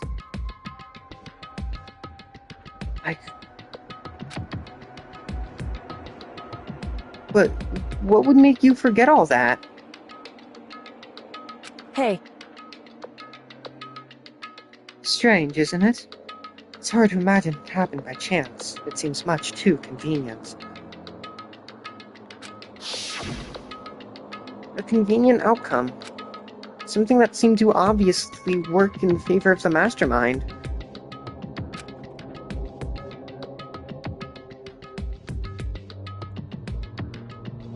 So does that mean...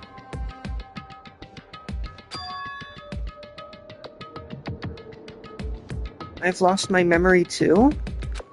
What about the others? Have we all forgotten? Or...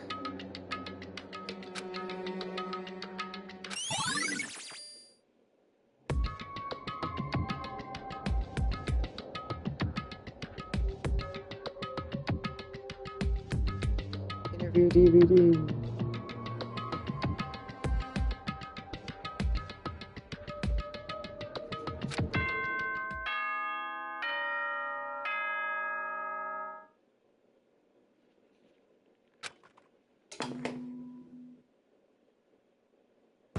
For anything that has a start, there has to be an end.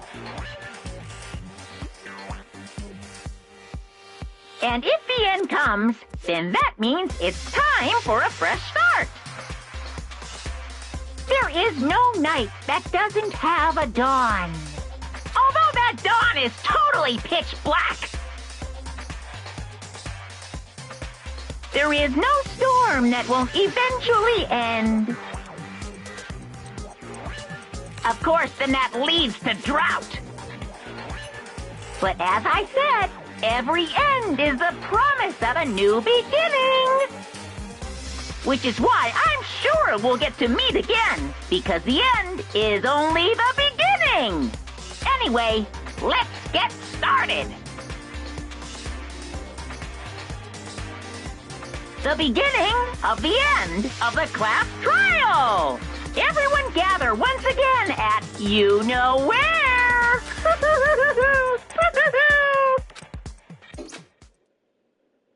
It's about to begin again. The class trial is going to start. Final class trial. Last time all our lives will be on the line. Last time, hope and despair are on the line. I don't have a choice. I have to do this. Okay, then.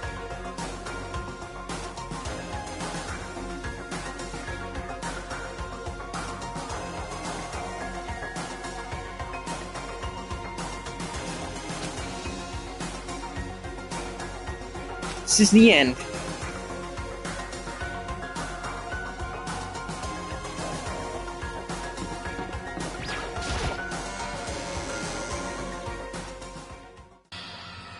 I guess I'm the first one in this time.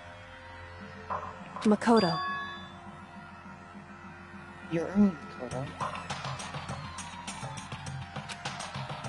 Listen. Does that mean you feel prepared? Yeah, for now at least.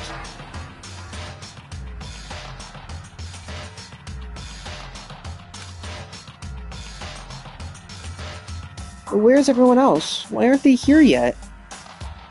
However... Don't worry, I'm sure they'll be here soon.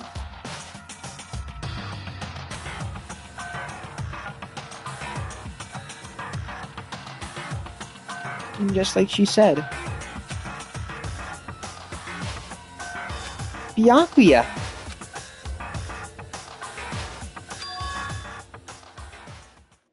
Byakuya? They arrived one after another. But they were all in the same state of shock.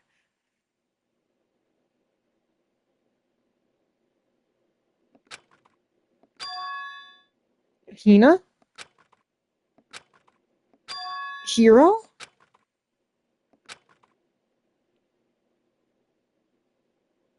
Silence.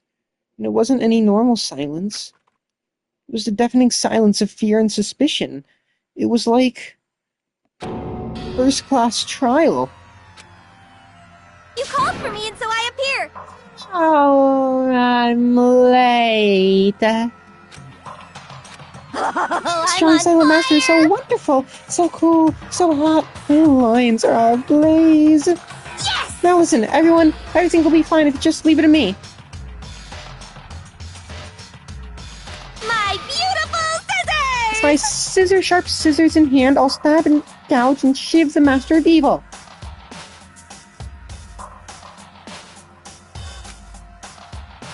But I thought you couldn't kill anyone but adorable little boys.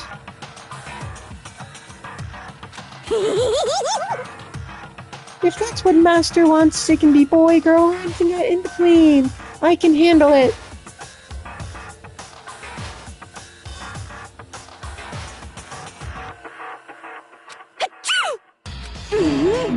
Where am I?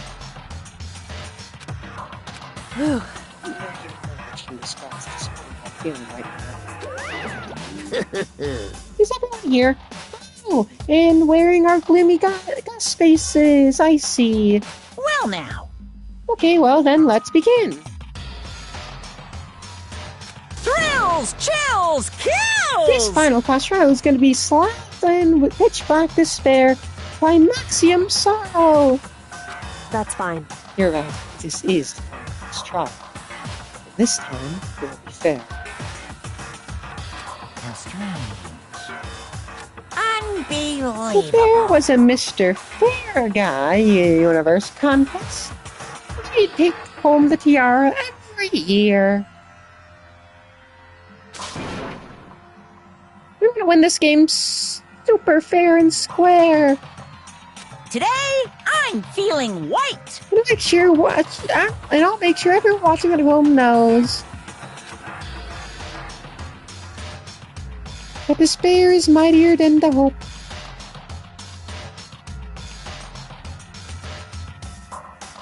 Stop talking. Enough of your tedious drivel. Begin the trial already.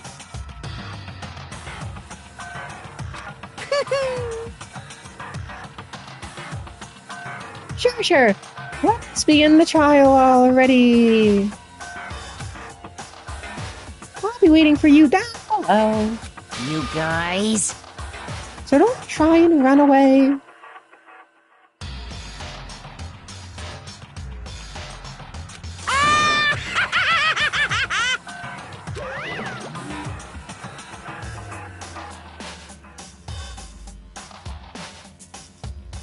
Laughing as loud as ever, Monokuma disappeared. Whatever. In the name of my family. This will be over in no time.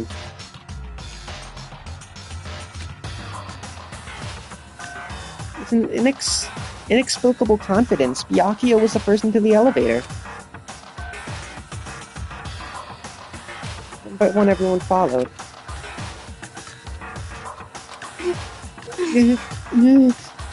Nobody made eye contact.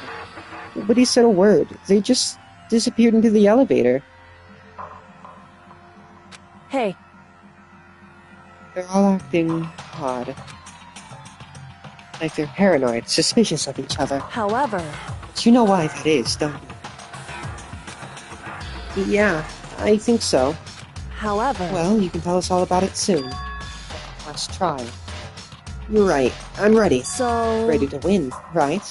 Of course. I'm glad to hear you say that. And then Kyoko was aboard the elevator.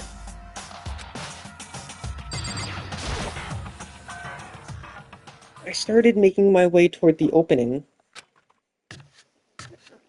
Why did I just say opening? Why does that say opening? Why does that not say elevator? Step by step out toward that gaping maw. I'd resolved that this would be the last time. I repeated to myself that there was no fear, no mystery left. I pushed the anxiety down, calmed my trembling body, and finally, on steady legs, I passed the threshold and stood in the elevator. Without warning, it began to descend. Deeper and deeper. Deeper, deeper, deeper still. Deeper and deeper, deeper and deeper, deeper and deeper. Deeper and deeper it fell. I closed my eyes and sight fell away. All sounds, too, disappeared. Alone in the universe, I waited for the elevator doors to open for the last time. What could have been seconds or centuries later? I felt the gentle vibration of the elevator come to an end. I slowly opened my eyes. This is the final trial site? What do you think? What do you think? Isn't it just the perfect background for deciding a person's fate? It's a long-awaited last stage! A always exciting final boss battle! I'm gonna sit in on this one. I'll just sit right here in the vacant 16th seat. Thrills, chills, kills! Then let's begin! Yes, let's save. And I'm going to be ending the video here. Because, last trial, and I've spent so long doing this investigation, I'm very tired, and it's going to be a long trial. So I'll see you all next time when we finish Danganronpa Trigger Happy Havoc. Bye-bye!